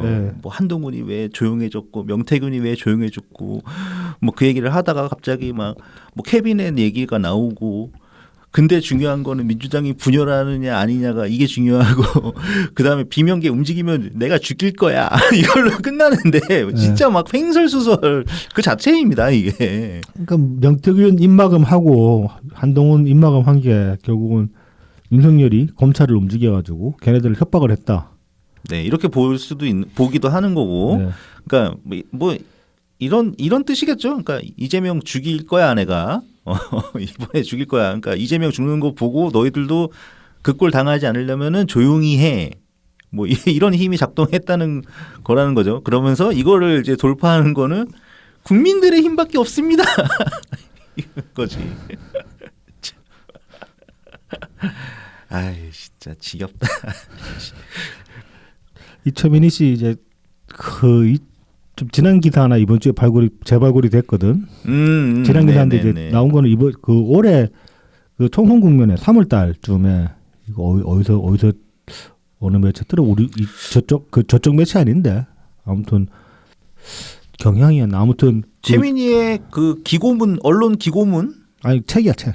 책. 예. 아 그 옛날 그 책? 예, 2000년에 발간한 책인데 그 황금동 말고 다른 책인 것 같아. 아 그래요? 예, 2000년에 책을 하나 발간한 모양인데 거기서 이제 굉장히 더러운 소리를 했죠. 이거 거의 어떻게 보면은 저희 우생학적인 발언이거든요. 아 그 인도 뭐 얘기하고 예. 아 그거 예. 그 책이구나 그거는. 예, 무슨 저 히말라야 인도 사람들은 히말라야의 전기를 받기 때문에 아, 남자들이 정력이 무지 세다. 그래가지고 여자들은 그 강한 정력을 감당을 괜히 휘말리면 감당을 못하기 때문에 항상 옷으로 몸을 꽁꽁 싸매고 다닌다 그런 소리를 했어요. 자 일단 봅시다. 히말라야 전기가 강하면은 여자들도 강할 거 아니야. 왜 남자만 강해? 왜 남자만 강해? 말이 돼? 히말라야가 뭐 양의 기가 강한가? 몰라. 그 반면에 그 저기 북방계 백인들은 정력이 약하대. 네, 정력이 정력이 약해가지고 그래서 이제 그 정력이 약한 거를 숨기기 위해서 그러다 보니까 속옷 문화가 발달했네 이런 소리를 했거든. 뭐 그리고 뭐 그 뭐야, 그러니까 정력이 약해서 여자들을 더 함부로 대하고 뭐 침략적이고 뭐 어쩌고 저쩌고. 침략적이고 뭐 이렇게 막 음담 패설을 좋아하고 그런다고. 그러고 무슨 뭐 강간범들은 다 왜소하네 그런 소리를 했다고. 이런 사람이 지금 과방위원장이야. 다른 것도 아니고 과학정보통신 방송위원장이야. 아 미치겠어 진짜. 나는 자질로 보면 진짜 최악이라고 생각하거든요. 아 정말 최악이죠. 예. 네. 어떻게 과학이야 과학. 다른 것도 아니고. 물론 뭐 최민희가 당연히 과학 쪽에 뭐는 없겠지만 이 사람은 그 방송 때문에 간 거잖아. 방송 그렇죠. 때문에. 그 저기 뭐 옛날에 그 방통위. 아니 옛날에 그 시민활동 뭐야? 민원련. 민원련, 네. 민원련 했었고. 그다음에 인맥은 뭐 그놈의 말지 그거고. 그놈의 말지 출신 나도 옛날에 되게 좋은 잡지라고 생각했는데 말지 출신 중에 제대로 된 지금 정치권에 제대로 된 인간이 없어. 그냥 뭐 정봉주, 최민희, 그다음에 뭐 또 누가 있는지 모르겠는데 아 참. 그러면서 뭐 이해찬이 그냥 애지중지해서 뭐 김현처럼 이렇게 해가지고 올라간 거 아닙니까? 그렇습니다. 네. 아휴, 근데 한때 그 최민희도 이제 처음에 원래 비례를 했었잖아요. 네. 비례할 때 뭐 그때 이제 뭐 이명박 까고 뭐 4대강 까고 그럴 때는 멀쩡해 보였었단 말이지 그때는. 근데 그때도 분명히 이런 과거가 있었는데 우리가 제대로 들춰보질 못했던 거죠. 못했죠. 예. 그게 이제 그것도 어떻게 보면 일정 부분 진영주의의 눈이 멀어서 그런 걸 수도 있는 거고. 또 최민희가 그때랑 지금은 저는 변한 건 없다고 보거든요. 변한 건 우리의 위치고 우리의 시각이에요. 그렇게 보면 또 반성할 부분이 생기는 겁니다. 뭐 그렇죠. 네. 사람을 그 자체로 봐야 되는데 뭔가 자꾸 필터링을 하면서 보게 되는 거예요. 위치에 따라서, 네. 상황에 따라서. 어쨌든 이 최민희의 비명계 다 내가 죽이겠다 네. 이런 발언이 막 보도가 됐어요. 네네. 그래가지고 뭐 기자들이 뭐 엄청나게 거기에 대해서 당연히 이제 그 말에 해명할 거 없냐 그래서 계속 네. 제 질문이 들어올 수밖에 없죠. 코멘트를 네. 따내려고. 네. 그러니까는 막 최민희가 이거 SNS에 올린 건가? 페이스북에 올렸나? 네. 네. 그래서 박장범 청문회로 다른 일에 신경 쓸 겨를이 없다면서 공개적으로 답을 드리겠다. 내 발언이 너무 셌다는 거 인정하고 민주당이 똘똘 뭉쳐 정치검찰과 맞서고 정적 죽이기에 고통받는 당대표를 지켜내리라 믿습니다. 왜 이재명이 정적이지? 왜 이재명이 윤석열이 정적이야? 그러니까 윤석열은 그냥 정적이 어디 있어? 윤석열한테 그냥 퇴임하고 그냥 꺼지면 돼. 꺼지면 돼. 상관없어. 한동훈의 정적이라고 하면 혹시 모르겠다. 그러니까. 근데 윤석열이 한동훈 밀어주는 것도 아니잖아, 딱히. 그러니까요. 이 박장범 청문회, 이 KBS 사장 청문회잖아, 지금. 이거 지금 사상 초유예요, 이것도 지금. 계속 지금 3일째인가 4일째인가 계속 하고 있는데 과방위에서 이 KBS 사장 청문회 그렇게 한 적이 없대요. 아니 거의 장관 청문회 수준인데. 예, 장관 청문회 수준 이상이지. 그러니까. 이렇게 하면 그래서 지금 이것도 지금 그 최민희가 목리 부리는 거다. 뭐 그런 얘기도 있고. 총리급인데. 예. 계속 갈구는 거야. MBC처럼 안 한다고. 아. 그 이제 국회에서는 또 KBS 보도 대충 한다고 또 그걸로 갈구고 있고 좀 더 가열차게 못하냐. MBC 노조에서 MBC 노조가 여러 개 있잖아요. 네네 3노조까지 있죠. 예, 그중 이제 3노조가 이명박 때 아니다. 이명박 때는 박근혜 때는 생긴 노조 하나 있잖아. 박근혜 때 그게 3노조일 거예요. 예, 김세희도 옛날에 네, 있었던. 그 노조에서 이제 지난주 이번 주에 이제 성명을 하나 냈었는데 이재명 선거법 1심 재판 앞두고 네. 한 꼭지도 보도를 안 하더라 MBC는. 아. 네, 관련 네네. 다른 뭐 KBS나 SBS는 보도를 했는데 그래서 이건 뭐냐? 그런 식의 이제 지적하는 이제 그걸 봤는데 뭐 3노조 저도 별로 안 좋아합니다만 MBC 노조 다 싫어 나는. 진짜 다 싫어 지금은. 다 싫기는 한데 그래도 이제 이 지적은 타당하거든. 그렇죠. 네. 예를 들어 공영방송이라면서 이재명에 대해서는 아주 그냥 설설 기잖아 지금 보면은. 네네. 이재명이 이 지경까지 오는데 당신들이 한 역할이 굉장히 큽니다. 아유, 엄청 크죠. 어느 한 언론을 제대로 잡고 패줬으면은 이재명 개인으로서도 좀 덜 불행할 수 있었어요. 한편으로 그러니까 제가 인트로에 적었지만 지금 이제 이 죗값이 연체되다 못해가지고 이제 카드 정지 상황까지 간 거거든. 중간 중간에 이제 조금 이제 뭐 연체가 될 것 같아도 중간 중간에 정산을 제대로 해줬으면은 카드 정지까지 안 갈 수도 있었어요. 이재명 사실. 지금 이제 치명적인 게 지금 선거법이랑 그 이제 직나라하고 피선거구 날아가게 생긴 혐의들이 있잖아. 그런 것들 중에 몇 개는 애초에 일찌감치 다뤘으면은 이 지경까지 안 오고 그냥 넘어갈 수도 있었다고. 그런데 언론도 그때 뭐 돈 처먹었는지 어쩐지 뭐 쉬쉬하고 넘어가고. 그러니까 민주당을 아니 MBC를 이제 카드 발급사라고 이제 생각하면은 민주당이라는 법인에다가 네. 법인 카드를 하나 내준 건데 네. 그 사용자가 이재명이란 말이지. 네. 근데 이제 뭐 좀 이상해지면은 이제 민주당에 뭐 경고를 보낸다던가 이런 식으로도 했어야 되는데 그냥 이렇게 아니 괜찮아 계속 써. 우리는 신경 안 쓰고 같이 네. 가는 거야. 네. 뭐 이러면서 한 거지. 그러니까는 카드사까지 이제 망하게 생겼어요 네, 지금. 망하게 생긴 거지. 실제로 뭐 MBC 시청률 엄청 내려간지는 오래됐잖아요. 안 그래도 유튜브 시대에 도래하면서 이제 기존 레가시 미디어들이 다 죽어 나가는 추세잖아요. 네. 그런 것도 있고 그리고 또 이제 뭐 거기다 OTT까지 치고 들어오니까 점점 설자리 잃어가는 분명히 예전 같은 입지는 아니죠. 저는 이제 기존 그 레가시 미디어들 좀 웃기는 게 그런데도 불구하고 얘네들 그 예전 같은 체급은 계속 유지하고 있거든. 그냥 돈만 처먹고 있는 거예요. 지금 제대로 된 그 결과는 못 뽑아내면서 그런 와중에 지금 이재명이나 빨고 있으니 뭐 좋게 보일 리가 있습니까? 그냥 누구를 지지하라고 저는 방송국이 누구를 지지하라고 얘기하는 거는 부당하다고 생각합니다. 근데 이제 있는 사실대로 보도하려는 그런 자세는 가져야 될 거 아니에요, 최소한. 근데 없어. 그걸 기대할 수 있는 언론사 별로 없어요, 지금은. 네. 뭐 이런 식의 최민희가 이야기를 했었고 20일 날 또 이제 김두관이 이와 관련됐다면 관련될 수도 있는데 마침 이제 또 최민희가 다 죽여버린다고 한 다음에 김두관이 뜬금포로 갑자기 등장을 합니다. 이게 이제 맥락이 좀 있는데 김두관이 8월 달에 이제 민주당 전당대회 했잖아요. 네, 그렇죠. 그때 떨어졌잖아. 네. 그러고 완전히 완전히 아웃 오브 아직으로 싹 사라졌어. 완전히 사라졌다가 11월 18일 날 갑자기 갑툭튀합니다. 대통령실 그 용산 대통령실 앞에서 1인 시위를 혼자 해요. 이게 이제 대통령 임기 단축과 개헌 추진을 위한 1인 피켓 시위. 뜬금없이 툭 튀어나와가지고 거기서 피켓 뜨고 있는 거야. 그러고 나와가지고 이제 20일 날 SBS 라디오 김태현의 정치쇼에 출연을 해요. 네. 인터뷰한 거 보면은 이제 여기서 이제 현안에 관해서 질문할 거 아니에요? 그 중에 이제 아니 저기 15일 날 이재명 1심 선고 나고 나니까 갑자기 1인 피켓 시위한 것처럼 보이는데 뭐냐?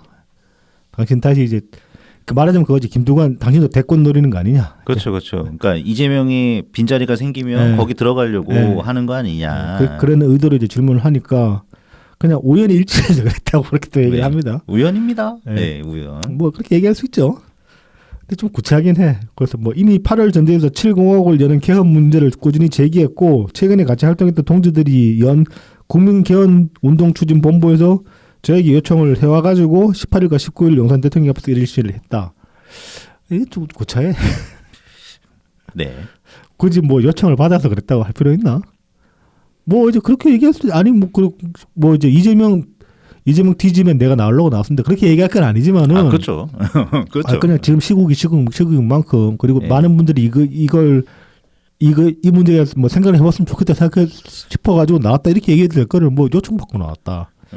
옛날부터 얘기했던 거다. 뭐. 아니면 이제 국민개혁운동 추진본부에서 요청 받았다고 하지 말고 거기서 이제 이런 개헌을 요구하려고 나섰다 이렇게 네. 하면 되지. 그렇죠. 자기 정도 되는 급이면 지가 나선 거지 뭘 요청이 들어 등 떠밀려 나갔어. 그 등떠밀려 나간다는 거 이것도 좀 꼬라지고 웃기죠. 그렇게 얘기를 하면은 이것도 대통령 임기 단축 개헌 되겠습니까 과연? 그리고 임기 단축 개헌한다는 게 말이 돼? 이게 지금 연임제하자는 건가? 임기 단축이라는 게. 그렇죠. 뭐 그런 식으로 가야 되는 거죠. 하려면은. 근데 보통 이제 원래 개헌을 해도 그 소급 적용이 안 되잖아. 다음 대통령부터 보통 그렇게 적용을 하는데 지금 이제 이 같은 경우는 윤석열부터 적용시키겠다 뭐 그렇게 지금 나오고 있는 거고. 이제 그 만약에 이제 4년 중임이 되면 4년 중임이 되면 이제 그 국회의원 선거랑 이제 그 사이사이로 2년 간격으로 이렇게 이어지게끔 사실 맞추긴 해야 되니까 할 수 있으면은 이제 만약 이번 정권에서 개헌을 해가지고 진행하기 위해서 그걸 텀을 맞추기 위해서 좀 뭐 임기를 윤석열 대통령의 임기를 조정해줄 필요는 있죠. 근데 사실 이거 개헌 문재인 대통령님 그때 그 2017년에 취임하실 때 네네네. 그때랑 그때 그 말씀 하셨지. 개헌 얘기 하셨지. 그래가지고 4년 텀으로 맞출 수 있다. 네, 개헌 적기다. 그래서 그러니까 총선이랑 딱 같이 가니까. 그렇죠. 같이 가니까 그런 식으로 하면 사실 개헌이 그 정권 중간 평가 성격이기 때문에 총선이랑 같이 가는 게 저도 맞다고 보거든요. 지금 2년 텀 사이라고 하면 진짜 이건 낭비야. 그리고 맨날 제대로 된 국정을 못 펼치고 정쟁만 2년 텀으로 계속 정쟁만 하게 될 거예요. 지금 만약에 이런 식으로 개헌을 하게 되면은 그래서 시기상으로 저는 안 맞다고 봅니다. 이거는. 일단 시기상으로도 안 맞은 데다가 요즘 이 개헌의 의도가 뭡니까? 그냥 윤석열 끌어내리려고 하는 거잖아. 그리고 대선 하루라도 빨리 땡겨가지고 이재명 30 나오기 전에 대선 판결 나가지고 대통령실 보내가지고 법은 막겠다는 거 아니야? 아, 그러니까 이제 대선이랑 아예 총선을 거의 같이 하게끔? 아니 지금 얘네들이 말하는 개헌 의도는 국정을 그 대통령 중간 평가 성격을 가지게 해가지고 뭐 국정을 원활하게 한다거나 그런 의도가 아니라 앞서 말씀드렸지만 2017년 같은 경우에 개헌 적기였다고 저도 생각하거든요. 근데 지금 만약에 개헌 추진해 버리면 그 말씀하신 것처럼 총선이랑 지금 계속 2년 텀 사이로 왔다 갔다 하게 되는 거잖아. 그러면은 2년 텀으로 계속 싸우게 된다니까. 그건 정쟁만 하다 끝난다니까. 아무것도 못 하고 총선이랑 대선이랑 같이 붙어가지고 같은 해에 쭉쭉쭉 가게 되면은 중간 평가 성격도 가지면서 어느 정도 보장된 4년 임기 동안 일을 잘하든 못하든 간에 뭔가를 할 수 있는, 그러니까 적어도 덜 방해받고 일할 수 있는 그런 그 환경이 조성이 될 수가 있는데. 근데 그거는 그 시스템 때문은 아니기 때문에 물론 그렇긴 한데 근데 이제 선거가 2년마다 이루어지면 저는 안 그래도 맨날 멱살 잡고 싸우는 인간들인데 오히려 그런 상황을 더 부추기는 환경만 조성될 거다 그런 생각이 든다는 거죠. 아무튼 네. 기간이 어떻게 됐건 간에 그게 중요한 게 아니라 지금 개헌하려는 의도는 한 가지밖에 없잖아. 이재명 그렇죠. 빵이 안 보내고 대통령 만들어서 대통령질로 방탄 세우겠다 그 소리 아니야. 출마를 어쨌든 시키겠다. 이것이 목적인 거죠. 네. 네. 그래서 국민 개헌 추진 운동분동은 나발이고 별로 참 와닿지가 않는데 사람들이 여기에 대해서도 별로 관심을 안 가지고 혹은 힘을 안 실어주는 것도 그 이유 아닙니까? 지금 개헌 시켜놓으면 이재명 대통령 들으려고 나올 텐데 저거 어떻게 믿어? 그런 거 아니에요. 그렇죠. 지금 집회도 사람들 별로 안 나오는데. 자, 그리고 이어서 이제 최민희 자기가 죽여버리겠다 그 발언에 관해서 이제 질문을 하니까 이제 이재명 대표를 엄호하는 발언을 해석할 수도 있지만은 사법 리스크를 최소화하기 위해서는 조금 냉정해질 필요가 있다. 괜히 이제 그렇게 센 발언하면 더 큰 낭패를 볼 수가 있다. 이럴 때일수록 비명 친명으로 당을 가르면 안 된다. 당 지도부 국회직을 맡고 있는 중진들은 발언 하나에 신중할 필요가 있다. 맞는 말이죠. 근데 최민희는 그럴 수가 없지. 왜냐하면 최민희의 정치 원동력은 뭡니까? 최민희가 사이다로 지금까지 사이다 파리에서 먹고 살아온 인간 아니야. 그렇죠. 물론 이제 그 이전에는 유서과학 팔아서 먹고 살았던 인간이기도 하고.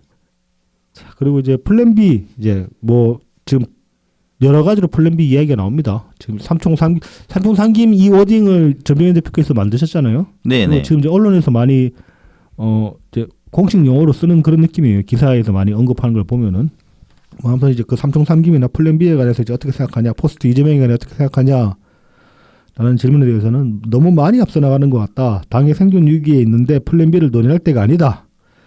당 지도부를 중심으로 강력하게 대응할 수밖에 없는 상황이다. 여기서 이제 한계가 좀 보입니다. 그렇죠, 그렇죠. 그러면서 이제 저는 일관되게 이재명 대표를 포함해서 민주당 내 다양한 대선 주자들이 경쟁하는 것이 본선 경쟁력을 키우고 정권 교체에 더 가까이 갈 수 있도록 주장을 했고 지금도 그런 생각이 변함이 없다.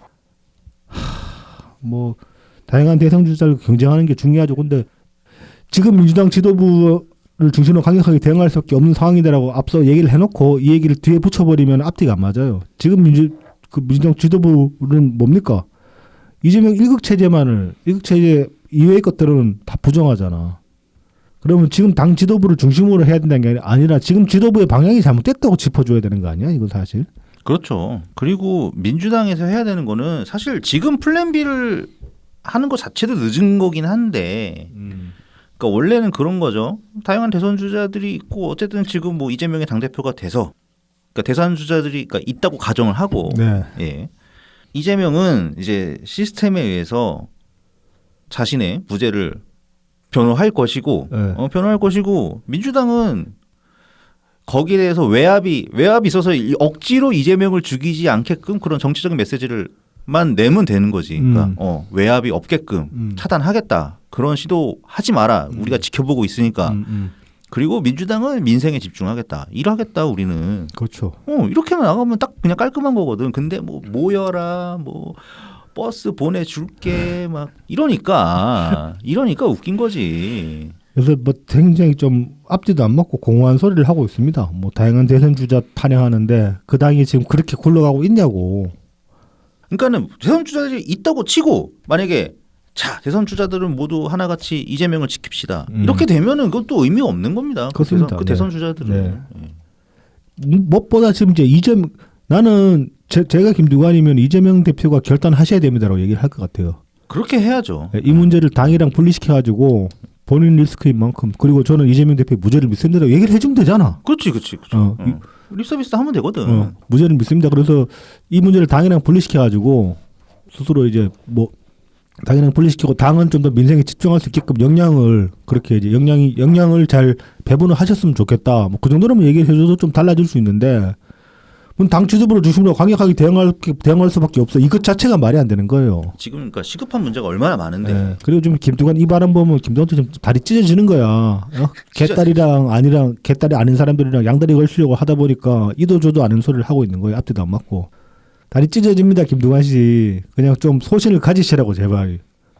근데 뭐 기대하기 힘들지, 김두관 씨도. 여기까지 온 것도 사실 용하다고 할 수 있죠. 네. 예. 얼마나 사람이 없으면 또 김두관 씨가 다시 소환돼가지고 뭐 대권 주자니 아니냐 이러고 있냐. 그놈의 그 2012년에 잠깐 그 대선 후보 했던 그것 때문에 많이 과장됐지 김두관도. 진짜 그 김부겸 전 총리보다 훨씬 더 과장된 사람이 김두관이지. 그렇죠. 예. 자, 뭐 다양성과 민주성, 역동성이라는 민주당 강점을 살려내지 못하면 차기 대선 지방선거에 대응할 수 없다. 민주정당의 기본인 다양한 목소리까지 옥죄려고 하는 강성 지지층 양태에 대해서는 지금도 비판적이다. 그러니까 이 얘기도 앞서 말씀드린 부분과 또 배치가 되는 겁니다. 당 지도부 중심으로 강하게 대응할 수밖에 없다고 하면서 또 개딸들은 비판을 하려고 해요. 그 당 지도부가 이 강성 지지자들과 강성 지지자들 계속 붙어가지고 그냥 계속 밖에 나오라고 좀 집회에 나오라고 하고 있는 상황인데 길바닥 정치하려고 하는데 지금. 네네. 이재명 사퇴하라 소리까지는 못한다고 쳐도 적어도 지금 본인 리스크랑 당 문제랑 분리시켜야 된다. 그 얘기는 해야 되는 거예요. 정말 그게 지도자다운 모습이다. 그리고 이제 그런 모습을 보일 때 국민들이 설득될 것이다. 그런 식으로 얘기할 수 있는 거잖아. 사실. 그렇지. 그것도 사실 그리고 뭐 제가 말하는 게 그렇게 또 틀린 주자고 제가 만약 이재명 지지자라도 지금 상황에서 그 얘기할 것 같아요. 지금 진짜로 지도자다운 모습을 보여줘야 된다. 그래서 이 문제를 당이랑 분리시켜가지고 본인 스스로 돌파하는 모습을 보여주면 이재명 정말 대통령이 되고도 남을 것이다. 난 그 소리 할 것 같아. 내가 만약 개딸 포지션이 있다고 해도 그러다가 욕 존나 쳐먹겠지. 개딸 커뮤니티에서 도리들림 당하겠지. 바로 강태부터 당하시겠죠. 막 신상 다 털리고 막. 자, 이 집회 관련해서 이제 좀 웃기는 게 하나 나오는데. 네네네. 11월 24일 이제 프레임메이커 기사를 하나 봅시다. 이 프레임메이커에서 이제 입수한 민주당 지도부가 각 시도당에 보낸 문자예요. 서울시당 조직 주권실입니다. 시간 변경이 있어 재공지 올립니다. 제4차 국민행동의 날 일정 수정 공지 해서 이제 일시는 뭐 오늘 17시 30분부터 장소는 이제 광화문 북측광장 앞 도로 사직로라고 합니다. 지난주 집회 제가 이제 사람 별로 없을 것 같다 그랬는데 좀 늘긴 늘었어요. 한 2만 5천 정도 왔다고 하더라고. 조국당이랑 다 합체해가지고. 네. 그런데도 근데도 이제 너무 좀 동원 인원이 티가 너무 나가지고 그래서 그런지도 몰라 아무튼. 그래서 이제 장소는 광화문이고. 근데 17시 30분부터 민주당 사전 행사 시작하고 뭐 이제 뭐 18시부터 이제 뭐 본행사 시작하고 18시 40분에 뭐 이제 행진 시작한다 그런 식의 얘기가 있는데 문제는 뭐냐? 이번 집회는 지역이 깃발과 파란색 계열 의상 착용 없이 진행할 예정입니다. 깃발 안 되고 파란색 의상도 안 된다. 뭐 이렇게 이제 문자로 공지를 했어요. 네네. 이와 관련해가지고 이제 원내 대변인 노정면이 이제 이렇게 이제 해명을 했습니다. 당내에서 혹시라도 당적을 갖고 계시지 않은 많은 국민들께서 참여하는데 꺼려지는 요소일 수도 있으니까 거기에 대한 고려가 여러 회의체에서 나왔다. 그러니까 이제 그 파란색 민주당 집회 색깔이 너무 강해버리면 일반 시민들이 그것 때문에 참석을 안 한다.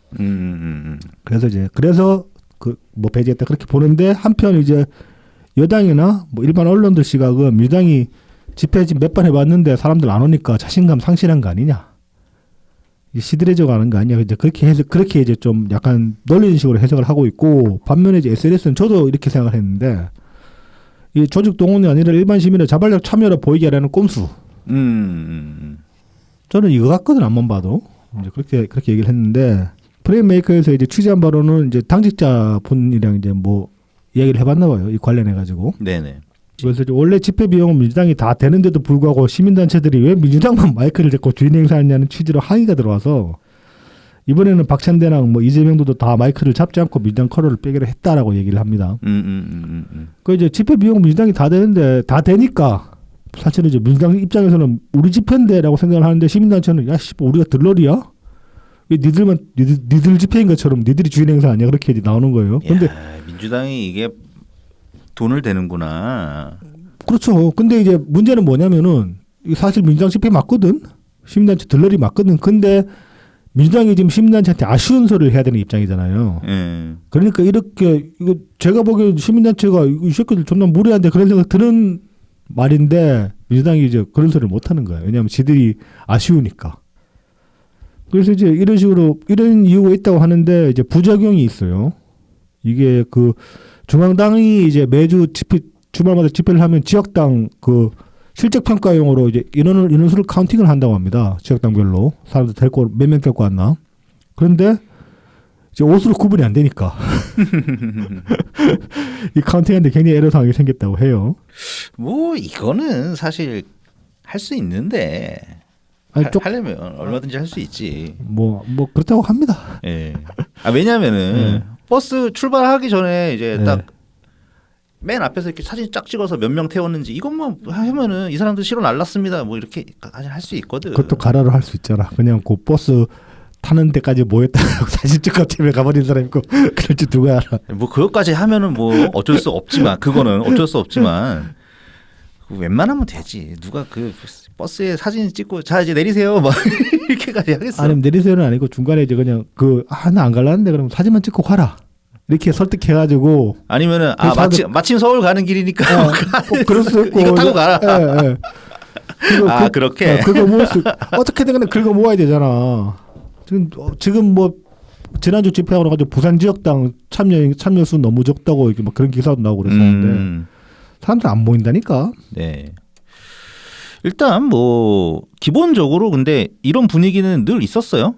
옛날에도 특히나 옛날에도 이제 정당색이 끼어드는 걸 일단 시민운동 집회하시는 분들 별로 안 좋아하긴 하거든요. 뭐 저는 지금 이제 이 집회가 제일 더러운 게 제일 짜증나는 게 그런 거예요. 이 집회라는 것 자체가 사실은 약자들의 무기예요. 그렇죠. 근데 지금 약자들의 무기를 이거 뭐 맨날 뭐 가난도 지금 이재명이 멋대로 가난하지 않은 새끼가 가난팔이 하는 것처럼 이 집회도 지금 약자들이 해야 될 거를 지들이 집회 발의하고 있는 거잖아요. 말하자면은.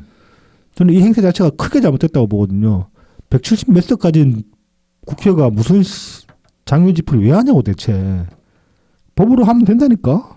근데 이 법으로 할 수 없는 할 수 없는 지랄을 지금 하고 있는 거잖아. 할 수 없으니까 뭐 이재명 방탄이 법으로 안 되니까 지금 이러는 거잖아. 말하자면은. 그래서 이 상황 자체도 저는 이제 화가 납니다. 이와 관련해가지고 또 이제 그 김태현의 정치쇼에 11월 22일 날 민주당 최고위원 김병주가 나와가지고 이제 더 구차한 소리를 합니다. 보면은. 이 아저씨가 그 군인 출신이죠. 예, 예. 이제 날씨 추워지고 가니까 파란 좀 이제 겨울에 입을 만한 옷 중에 파란 옷이 별로 없다 이런 소리를 일단 해요. 네네. 그리고 이제 뭐 토요일 날 같은 경우에 이제 사람들 개인 일정이 있으니까 뭐 결혼식장도 가고 할 텐데 그 결혼식장 갔다가 집회 나오려면 파란 옷 따로 챙겨와야 되는데 힘들다. 뭐 그런 식의 소리를 합니다. 그리고 또 이제 깃발 같은 경우는 뭐 이제 그 깃발 펼치고 하면 앞에 단상이 잘 안 보인다는 컴플레인이 많이 들어오기도 했고 또 안전상이 문제다. 뭐 이제 깃발 펼쳐가지고 휘두르다 보면 옆에 이제 도로에 차 지나다니는데 뭐 잘못해서 깃발이 넘어진다거나 뭐 사람이 넘어질 수도 있으니까 그런 지적들이 있어가지고 깃발도 안 하기로 했다 이렇게 얘기를 합니다. 별로 와닿지가 않고. 완전 아마추어 아닙니까 이게. 네. 원래 깃발은 사이드에 빠지는 겁니다. 그렇습니다. 그리고 옛날에도 그 탄핵 집회하고 박근혜 탄핵 집회하고 그럴 때 네. 민주노총에서 원래 깃발을 쫙 들고 오잖아요. 네. 막 뭐 어디 뭐 산별 노조별로 이렇게 들고 오잖아. 근데 그거 막 가린다고 깃발 좀 빠져달라 뭐 이렇게 요청해가지고 그 사람들도 깃발은 이제 사이드 쪽으로 그렇죠. 빠져줬다고. 네. 우리도 그렇게 하고. 그렇지, 우리도 그렇게 하고 이게 기본이야. 근데 그거를 지금 들어가지고 뭐 그래서 깃발 안 하기로 했다고? 집회 본 적 없으니까 이런 소리 하는 거야. 완전 모르는 우리가 전문가예요. 그치, 길바닥에서 10몇 년을 살았는데. 에이, 진짜 짬밥 찌글찌글한 것들 아주 그냥. 이제 뭐 한때는 이제 운동권 그 대학 시절 운동권이었던 사람들을 이제 그 이제 집회장에서 만났을 때 뭐 좀 든든한 느낌도 받고 그랬었지만 어느덧 내가 그 사람들보다 현장 짬밥이 더 쌓이는 경지에 이르렀기 때문에 아이 족밥 새끼들이 이럴 수 있는 경지에 이르렀기 때문에 자 그리고 이제 뭐 집회 인원이 늘지 않는 것에 관해서는 뭐 이런 얘기를 합니다. 두 가지 요인인 것 같은데 하나는 이제 코로나를 코시국 거치면서 모이는 문화가 많이 없어져가지고 그렇다. 동의 안 되는데요. 코시국 끝나고 나면서 뭐 저기 뭐 참사 안타까운 일이긴 했지만은 뭐 사람들 그 할로윈 때 그렇게 사람들 모이고 했는데 모이는 문화 탓할 건 아닌 것 같고 일단 그리고 뭐 그다음에 SNS가 발전하면서 유튜브라든지 휴대전화를 집에서 보면서 간접적 참여를 하는 경우도 늘고 있는데 앞으로 이런 그 유튜브 시청자들도 집회 참여 숫자로 카운팅해야 되는 거 아니냐 이렇게 얘기를 합니다. 이게 시대 추세라고 하면서. 나 이제 이거 보니까 그 생각 들더라. 뭐 얼마 전에 SBS도 그런 보도 낸 적 있잖아. 실제로 AI 동원해가지고 실시간 시청자 수 10만 명까지 늘린다고. 그 AI들이 막 심지어 채팅도 하던데. 채팅도 하고.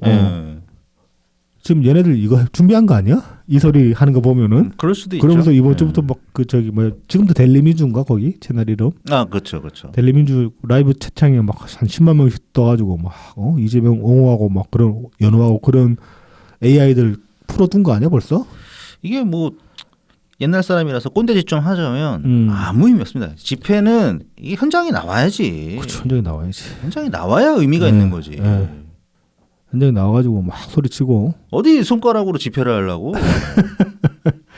그리고 보면 좀 저는 이제 저도 한때는 이제 그 집회가 저항 운동의 성격이 강하기 때문에 집회에서 깽판 치고 막 기물 파손하고 쓰레기 막 그 투기하고 그런 것들 있잖아요. 그게 저는 당연한 거라고 생각을 했거든요. 이게 어떻게 보면 유럽식 마인드라고 할 수 있는데. 그렇죠, 유럽식 마인드. 그런데 이제 저는 그건 유럽은 유럽이고 한국은 다르다라는 생각을 다시 하게 됐는데 우리나라에서 지금 뭐 근래에 제가 참여한 집회만 해도 참여한 집회들 성격만 생각을 해봐도 이건 저항운동이라보다 시민들을 설득하는. 시민들에게 홍보하는 그런 성격이 저는 더 강하다고 봤거든요. 그러니까 항의 시위라기보다 홍보 시위에 가까운 거죠. 어떻게 보면은. 그렇게 보면 해야 될 거는 시민들의 공감을 이끌어내는 거잖아. 네네. 이 경우에는 저항운동의 성격이 다르기 때문에 막 기물 파손하고 쓰레기 무단 투기하고 그러면 안 되는 거거든.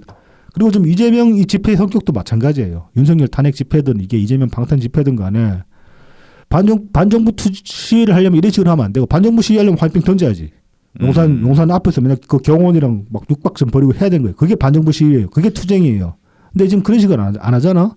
그럼 결국 국민들을 설득하기 위한 집회라는 그런 성격이 되는데, 근데 이런 집회에서 쓰레기 맨날 버리고, 뭐 막 막걸리 빨고 막걸리 빨고 또 난장가랑 민노총 아실 수도 있는 것 같은데 여기서도 이런 식으로 해가지고 아직도 그거를 못 버리셨나 보더라고요. 그게 반정부 투쟁이면 된다니까. 그래도 된다니까.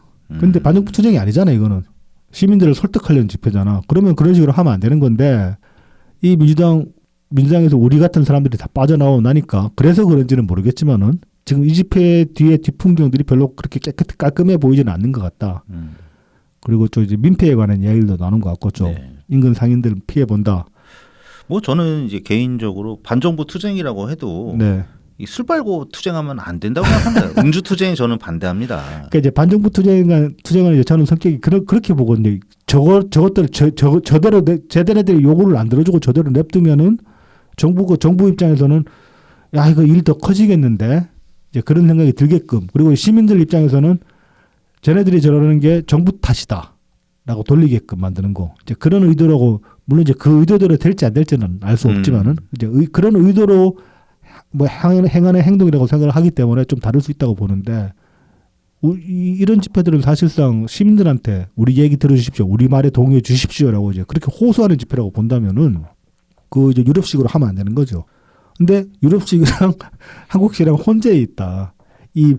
그 온건하게 그냥 단상에 올라와서 발언이나 하고 구호나 외치고 가는 건 한국식이지만은 또 그 문화 이면에 어떤 사람들의 마인드는 또 유럽식 마인드가 있다. 그렇게 봐서 이거 좀 웃긴다. 좀 일관성 가져야 되는데 이 점에서도 민노총 스타일이기 때문에 네. 저거는 민노총 좀 너무 유럽 사대주의적인 성격이 있어서 그렇습니다. 네. 예.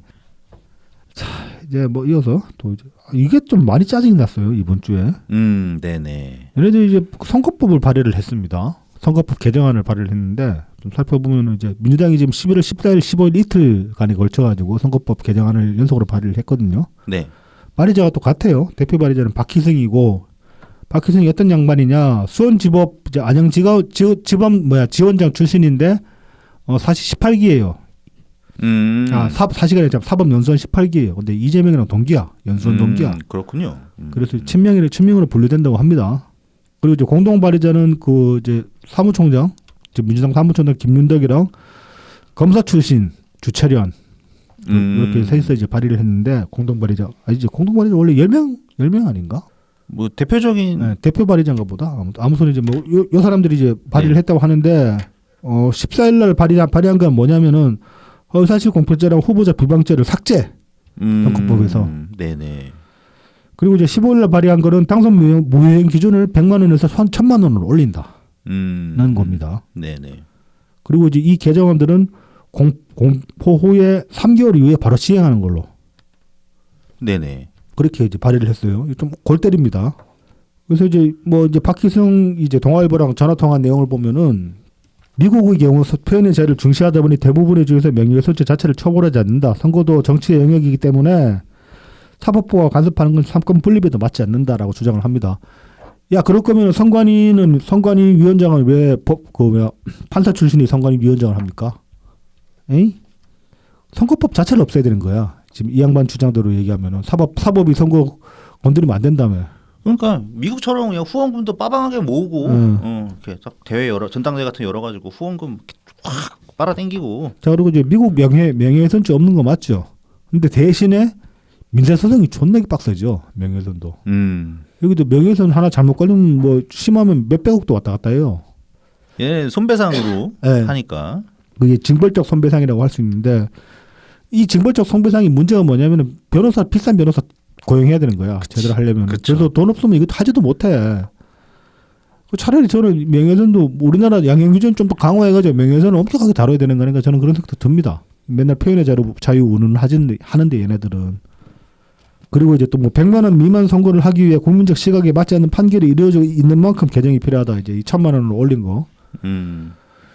이게 뭐 이재명 재판 즈음이 아니었으면은 모르겠어요. 이 말이 설득력을 가질 수 있을 수도 있고. 말하자면 그런 거예요. 지금 이제 100만 원을 기준으로 잡아놓으니까 판사들이 80만 원 이런 식으로. 뭐 벌금 80만 원 말이 되냐? 그렇죠, 그렇죠. 이제 그런 얘기예요 말하자면은. 그런 거 사례를 생각해 보면은 설득력은 있는 것 설득력은 같아요. 있는데 예. 문제는 뭐냐면 좀 이재명 판결 앞두고 이런 얘기를 한다는 거는 그렇게 볼 수 있는 거예요. 지금 이제 선거법 1심에서 실형이 나왔는데 1년 징역 1년이 나왔는데 2심에서 어떻게든 벌금형으로 낮추고 벌금을 1,000만 원 이하로 낮추겠다. 그리고 나는- 또 얘네들이 예상치를 뭐 상실형이 나온다고 해도 한 300 나오지 않겠나 뭐 이런 식으로. 그렇죠. 뭐 그렇게 막 그렇게 보기도 했었죠. 일반적으로 예. 그러니까. 그런데 뭐 지금 이제 판사가 좀 이례적으로 판단을 하긴 했는데 이건 유력 대권 주자였기 때문에 하지만 당선이 안 된 낙선한 유력 대권 주자였기 때문에 딱 징역 1년 정도로 저는 줬다고 보거든요. 하여튼 뭐 감경 요인과 가중 요인을 판결문에 상세히 판사가 기록을 했잖아요. 그렇죠. 예. 굉장히 꼼꼼하게. 네. 그래서 뭐 공교롭게 그냥 원래 준비하고 있었는데 국회 들어오기 전부터 준비하고 있었는데 공교롭게도 이 시점에 발표가 됐다. 뭐 검토 과정 거치다 보니까 이렇게 됐다 이렇게 얘기하는데 전혀 설득이 없는 얘기고 이 법안이 통과돼 뭐 공포의 3개월에 바로 시행하는 거고 그다음에 소급적으로 시켜버리기 때문에 결국 이건 이재명 살리기 법안인 거예요. 그냥 뭐 다르게 따질 필요도 없어. 그 이와 관련해 가지고 이제 전병훈 대표께서 SNS에 이제 글을 올리셨어요. 환각에 빠져 있는 사람이 국가 지도자면 안 된다. 이재명 대표가 선거법 실형을 받은 뒤 선거법 개정이 필요하다고 주장하고 나섰다. 이거 실제로 이런 일이 있었죠. 요거 무슨 선거법 개정 토론회에서 그러면서 이제 뭐 국회 뭐 정치인들은 담장위를 뭐 교도소 담장위를 걷는다 그런 소리를 했는데 저는 정치인 교도소 담장위를 걸어야 되는 사람이라고 생각합니다. 왜냐하면 정치인 말 한마디 행동 하나하나가 다 사람들 삶에 미치는 영향이 엄청나잖아.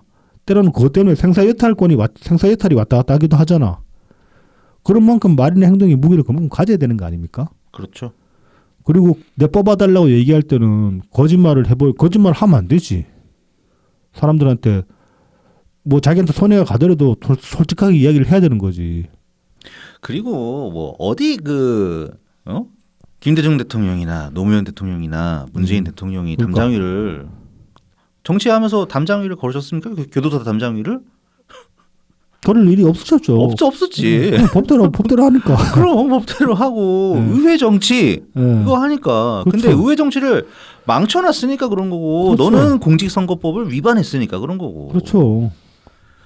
자, 아무튼 이어가 봅시다. 뭐 어이상실이다. 이제는 절대 다수 의석을 가졌다고 나라의 법을 버림맞은형으로 바꾸겠다는 것이다. 이 자체가 민주당 일극체제의 환각과 부작용을 그대로 보여주는 것이다. 그래서 이재명이 원래 이제 당헌당규 바꿔가지고 사법 리스크 빠져나간 적 있잖아. 그렇죠. 당대표 될 때. 네네네. 그 이미 기소되거나 1심 유죄를 받게 되면 당원권 행사를 제약해왔었는데 그동안에 이거 문재인 당대표 시절에 만들었던 거. 네. 다 혁신안 다 무력화시켜버리고. 네. 그래서 이제 당을 이미 그렇게 당헌당규를 못대로 또 고쳤는데 그 벌을 못 버리고 이제는 법까지 바꾸려고 한다. 그렇게 지적을 하십니다. 그래서 이제 도덕성 문제에 대해 국가 독재 리더십을 여과 없이 보여주는 이재명 대표가 국가 지도자가 되어서는 안 되는 이유가 더욱 명확해졌다라고 이렇게 말씀을 하셨습니다.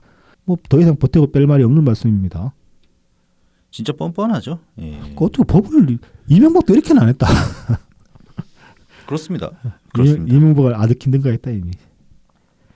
자, 다음은 요거 잠깐 봅시다. 장덕천 위원장님이 이제 어제 글을 하나 올리셨는데. 네, 민주당 주변 사람들은 이재명 대표에 대한 공직선거법 판결이 잘못된 듯 말하고 있지만 아래에서 설명드리는 백현동 관련 비리만 보셔도 항소심에서 판결이 바뀔 것 같지 않을 것이라는 생각을 하실 겁니다. 특혜와 비리를 관철시키는 세세한 내용까지 알면 정말 상상을 초월하는 일들이 있었음을 알 수 있습니다. 이미 이제 백현동은 많이들 학습이 되셨을 텐데 그래도 여기 굉장히 깔끔하게 정리를 잘 하셨기 때문에 요 내용 정도만 알고 있어도 어디 가서 이제 백현동 사실 이 비리 재판 관련들은 좀 복잡하잖아요. 법과 같은 거에 비해서 백현동이나 대장동이나 뭐 지금 이제 뭐 정자동 호텔 이야기도 나오는데 슬슬 수면 위로 올라오는 것 같은데 그런 것들까지 다 설명을 하려면 좀 어려운 부분이 있는데 이렇게 정리된 것들을 좀 숙지를 해두시면은 도움이 될 것 같아가지고 가져와 봤습니다. 네. 자, 식품연구원 부지 용도 변경 총 4단계가 상향이 됐는데 이게 국토부 협박에 따른 것이라면 특혜는 용도 변경만 있었어야 합니다. 네. 근데 그것도 이제 식품연구원이 원했던 거는 2단계 상향이었으니까 2단계 상향만 있었어도 되는데 성남시에서 굳이 4단계로 용도 변경을 했다. 그런데 이 식품연구원 부지에 대해서는 이재명 대표의 특수관계에 있던 김인섭 씨의 로비가 있었고 용도 변경 포함해서 범죄에 해당하거나 업자에게 엄청난 이익이 돌아가는 6가지 특혜가 있었습니다. 이 지금 이제 뭐 백현동이 지금 4단계 상향이잖아요. 근데 유동규 씨의 말에 따른 증언에 따르면은 5단계 상향도 있다. 예, 그게 정자동 호텔이라고 그게 하죠. 호텔이라고 하죠. 네. 자, 그래서 백현동 부지 관련 6가지 특혜를 보면 첫 번째 용도 지역 변경, 그러니까 4단계 상향을 했다는 것이고 네네. 두 번째는 주거 용지 비율 확대. 용적률 확 키워줬다. 네. 그다음에 세 번째 공사 참여 배제. 원래 이제 성남 도계공이 여기에 참여하게 돼 있었는데 빠졌죠. 도경을 배제시켰죠. 네. 그다음에 임대 아파트 비율 축소. 그리고 불법적인 옹벽 설치. 네. 그다음에 기부 체납의 불법. 음. 그래서 여기 이 기부 체납에 해서는 성남시가 291억의 손해를 보았다고 합니다. 네.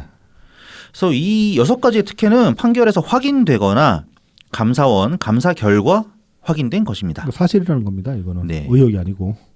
그래서 위와 같은 특혜 과정에서 필요한 절차가 무시되거나 실무자가 특혜라며 반발하기도 했었습니다. 김인섭 판결에서는 김인섭 씨가 정진상 실장에게 부탁한 용도 상향, 주거지 비율 변경, 성남 도계공 배제 등이 백현동 개발 사업에 반영된 것을 사실로 판단했습니다. 2012년 가을경부터 개발업체 대표 정모 씨는 이게 정바울이죠? 네, 정바울입니다. 네. 김인섭에게 이 사건 부지에 백현동 부지의 용도 변경 등 사업에 필요한 성남시의 각종 인허가 사항의 해결을 부탁했다고 합니다. 지금 이제 정바울이 다 풀어놓은 거 아니야 이거? 그렇죠. 그래서 이제 정바울이 한 말을 보면 개발만이라도 할 수 있기를 바랬는데 4단계나 변경이 됐다. 그러니까 원래 이제 2단계만 개발을 할 수 있는데 상향을 4단계로 시켜줬다는 얘기죠. 대박. 그리고 이제 이 과정을 보면은 원래 이제 그 정바울이 2단계 상향 용도 변경 신청을 이제 성남시에 했는데 두 번 이제 까이고 나니까 김인섭 찾아가가지고 아니 너 뭐 이재명한테 다 해준다 그래놓고는 그래서 밀었는데 왜 안 되냐고 이제 따져 물었더니만은 김인섭이 또 이제 정진상한테 이제 그 말 듣고 정진상한테 야 이거 어떻게 된 거냐 하니까 정진상이 아 형님 더 잘해주려고 그런 거야 기다려봐 그렇게 얘기를 했다고 하죠. 예, 그래서 4단계 예. 4단계 상향. 골 때려 진짜 이거 보면은. 자, 그리고 이 식품연구원 부지를 성남시가 자연녹지 지역에서 준주거지역으로 변경하는 과정에서 도시계획위원들이 도시계획 위계상 맞지 않다는 등의 우려를 표했지만 성남시 측은 불가피한 상황이라면서 의결을 강행했다고 합니다. 네.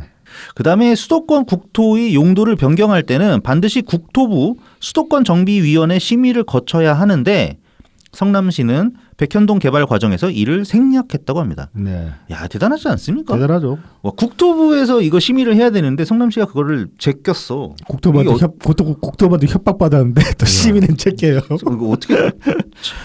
영화리 통폐지 뭐. 그러니까 박근혜 정권에서 네, 대단해. 4단계 상향에 반대하거나 임대 비율 축소에 특혜라고 반대한 직원들도 있었습니다. 성남시 직원들이 있었다는 거죠. 네네. 그래서 이들은 업무에 배제되거나 다른 곳으로 발령났다고 합니다. 좌천된 거지 다들. 그렇지. 발음을 아는 사람들은. 예. 이건 명백하지. 명백하게 성남시에서 성남시 뭐 정진상이 됐든 이재명이 됐든 그렇죠. 이 윗자리 인간들이 압력을 넣었다는 거죠. 바른 소리 하는 사람들 다 잘라버린 거지. 네. 그리고 종상향 용도 변경이 특혜라 성남도시공사를 참여시키는 것을 조건으로 했으나 성남도시공사를 빼달라는 김인섭의 로비가 있었고 결국 성남도시공사는 사업에서 빠졌습니다. 이렇게 빠지게 된 거라는 거죠. 네. 50m 높이의 불법 옹벽이 설치된 이유도 기가 막힙니다. 2단계 상향인 2종 일반 주거지역은 용적률이 250%인데 4단계 준주거지역으로 용적률이 400%가 됐습니다. 그런데 해당 지역이 고도 제한 지역이라 용적률을 다 활용하지 못하자 산지를 깊이 깎아 아파트를 짓고 불법 옹벽을 설치한 것입니다. 그러니까 애초에 4단계를 올려준 것도 근거가 없는 데다가 올려주고 나서 옹벽 저렇게 파는 거 허용한 것까지도 이제 또 말이 안 되는 소리가 되는 거예요. 그렇습니다. 그러니까 이게 400%가 되니까 얘네는 물 들어오니까 노젓자 그렇죠. 하고서 땅 파가지고 그냥 네. 옹벽을 50m짜리를 세워버린 거잖아요. 아무리 생각해도 말이 안 돼 그거는. 근데 그게 계획 단계에서만 해서도 인허가를 성남시에서 하니까 정상적으로 인허가 관리를 하면 그거 못하게 해야 그렇죠. 되는 거거든요. 당연하죠. 예. 너네 이렇게 아파트 지으면 안 된다. 예. 이렇게 해야 되는데 안 한 거죠. 그렇죠. 예. 봐준 거죠. 다 묵고 한 거지. 허용한 거지. 예. 근데 뭐 이제 뭐 이와 관련해 가지고 뭐 정신에서도 이 말씀 하셨던 것 같고 SNS에도 여러분들도 그런 말씀 하셨는데 저도 이제 제일 화가 나는 것 중에 하나는 그런 겁니다. 이 지경이 일어났는데 누구도 사과를 안 해요. 여기 입주민들한테 네. 사과를 해야 되는 거 아니야 이거는. 그러니까 이 사람도 어쩔 거야 진짜. 아. 수억 날리게 생겼다니까. 여기 지금 들어와 있는 사람들 진짜로 나가지도 못하고. 진짜. 그러니까 뭐 팔려야 나가지 이 사람들도. 뭐 누가 사겠습니까 이거? 그러니까 집값 떨어지는 추세고 거기다가 대출 받아서 산 사람들 어쩔 거야 진짜로. 자 이제 마지막으로 새미래민주당 소식 전해드리겠습니다. 당 소식 좀 봅시다. 네. 자 새미래민주당 당원 모집 캠페인 매주 토요일 오후 2시에서 4시까지 마포구 연남동 연남팔출소 인근 경의선 숲길에서 진행되고 있다고 합니다. 우리 녹음 시간에 딱 하시네. 네네. 요 근처거든요. 그렇다는 거거든요. 좀만 우리 더 가면 되죠. 이게 이제 한 2주 전부터 2주였나 3주 전부터 시작했는데 저는 단발성인 줄 알았는데 앞으로 매주 하시는 것 같더라고요. 네, 매주 하시는 것 그래서 같더라고요. 이제 토요일에 시간 되시는 분들 한 번씩 찾아가 보시는 것도 나쁘지 않겠다. 좋지 않을까 그런 생각해 봅니다. 네, 자세한 문의는 당원 모집 캠페인 단장 이종훈님한테 연락하시면 되고요. 010-5331-1104번입니다. 자, 다음은 이제 충남도당 창당대회입니다. 11월 28일 목요일 오후 4시에 모나벨리 아레나홀에서 진행된다고 합니다. 충청남도 아산시 순천향로 624 장촌동이라고 합니다. 여기 이제 그 조덕호 위원장께서 내년 지선 출마하시는데, 네네네. 그거 이제 미리 이제 준비하시는 거 아닌가 그런 생각 듭니다. 여기 지금 이제 당 지도부 전원 거의 참석하실 것 같고 연 대표님도 오신다고 하시니까 오늘 이제 평일 4시라 가지고 좀 애매해요. 네네네. 뭐 시간 되시는 분들은 그래도 많이들 참석해 주셔서 자리를 빛내주시면 좋겠다. 자, 다음은 신경민 전 의원 시국 특강 아직 희망은 있다 소식입니다. 12월 5일 목요일 저녁 7시에 상주 축협 본점 2층 회의실에서 진행된다고 합니다. 자세한 주소는 경북 상주시 상산로 313. 문의는 김영선 경북도당 위원장 010-2289-0839번으로 연락하시면 된다고 합니다. 이게 이제 그 행사장 대관을 이제 원래 상주가 좀 교통이 그렇게 좋은 편은 아니거든요. 그래서 이제 여러 지역에 문의를 했는데 다들 이제 좀 힘들어하는 눈치였다고 해요. 왜냐하면 사람들이 잘 안 모일 것이다 그렇게 생각하셔가지고 그랬다는 것 같은데 여기 좀 접근성은 안 좋습니다만 식민은 시국 특강이고 이거 꽤 들어볼만 할 것 같은데 저는 이제 저는 가기가 힘들어서 못 가지만은 여기도 좀 시간 되시는 분들 많이 참석해 주시면 좋지 않을까. 그래서 그런 말씀 드립니다. 그리고 이제 마지막으로 연말정산 기부금 영수증 발급을 이제 당해서 합니다. 요거는 올해 총선 끝나고 나서 5월 1일부터 이제 납부하신 당비에 관해서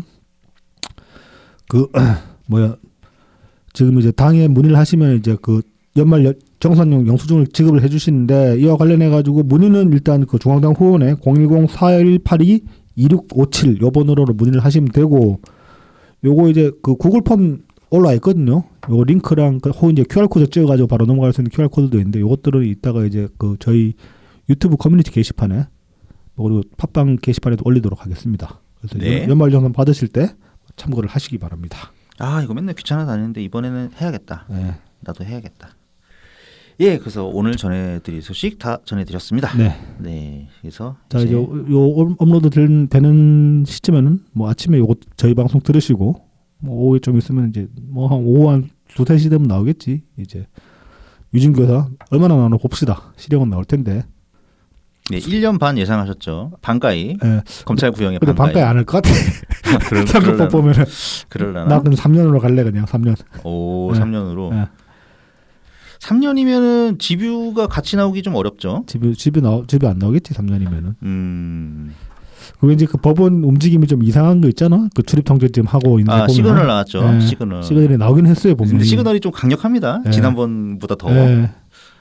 그래서 좀 더 기대를 하게 되기는 하는데 큰 기대는 하지 말고 근데 그냥 그래도 법정 구속은 좀 안 하지 않을까 그런 생각을 저도 법정 구속은 힘들 거라고 보지만은 근데 3년은 그러니까 집유가 같이 안 뜨잖아. 3년 그러니까 3년도 집유 뜨나? 3년 안 띄워줄 걸 보통. 예. 그러니까 아무튼 형량은 세게 나올 것이다. 저는 그렇게 생각합니다. 네. 실형은 여튼 못 피한다. 음. 네.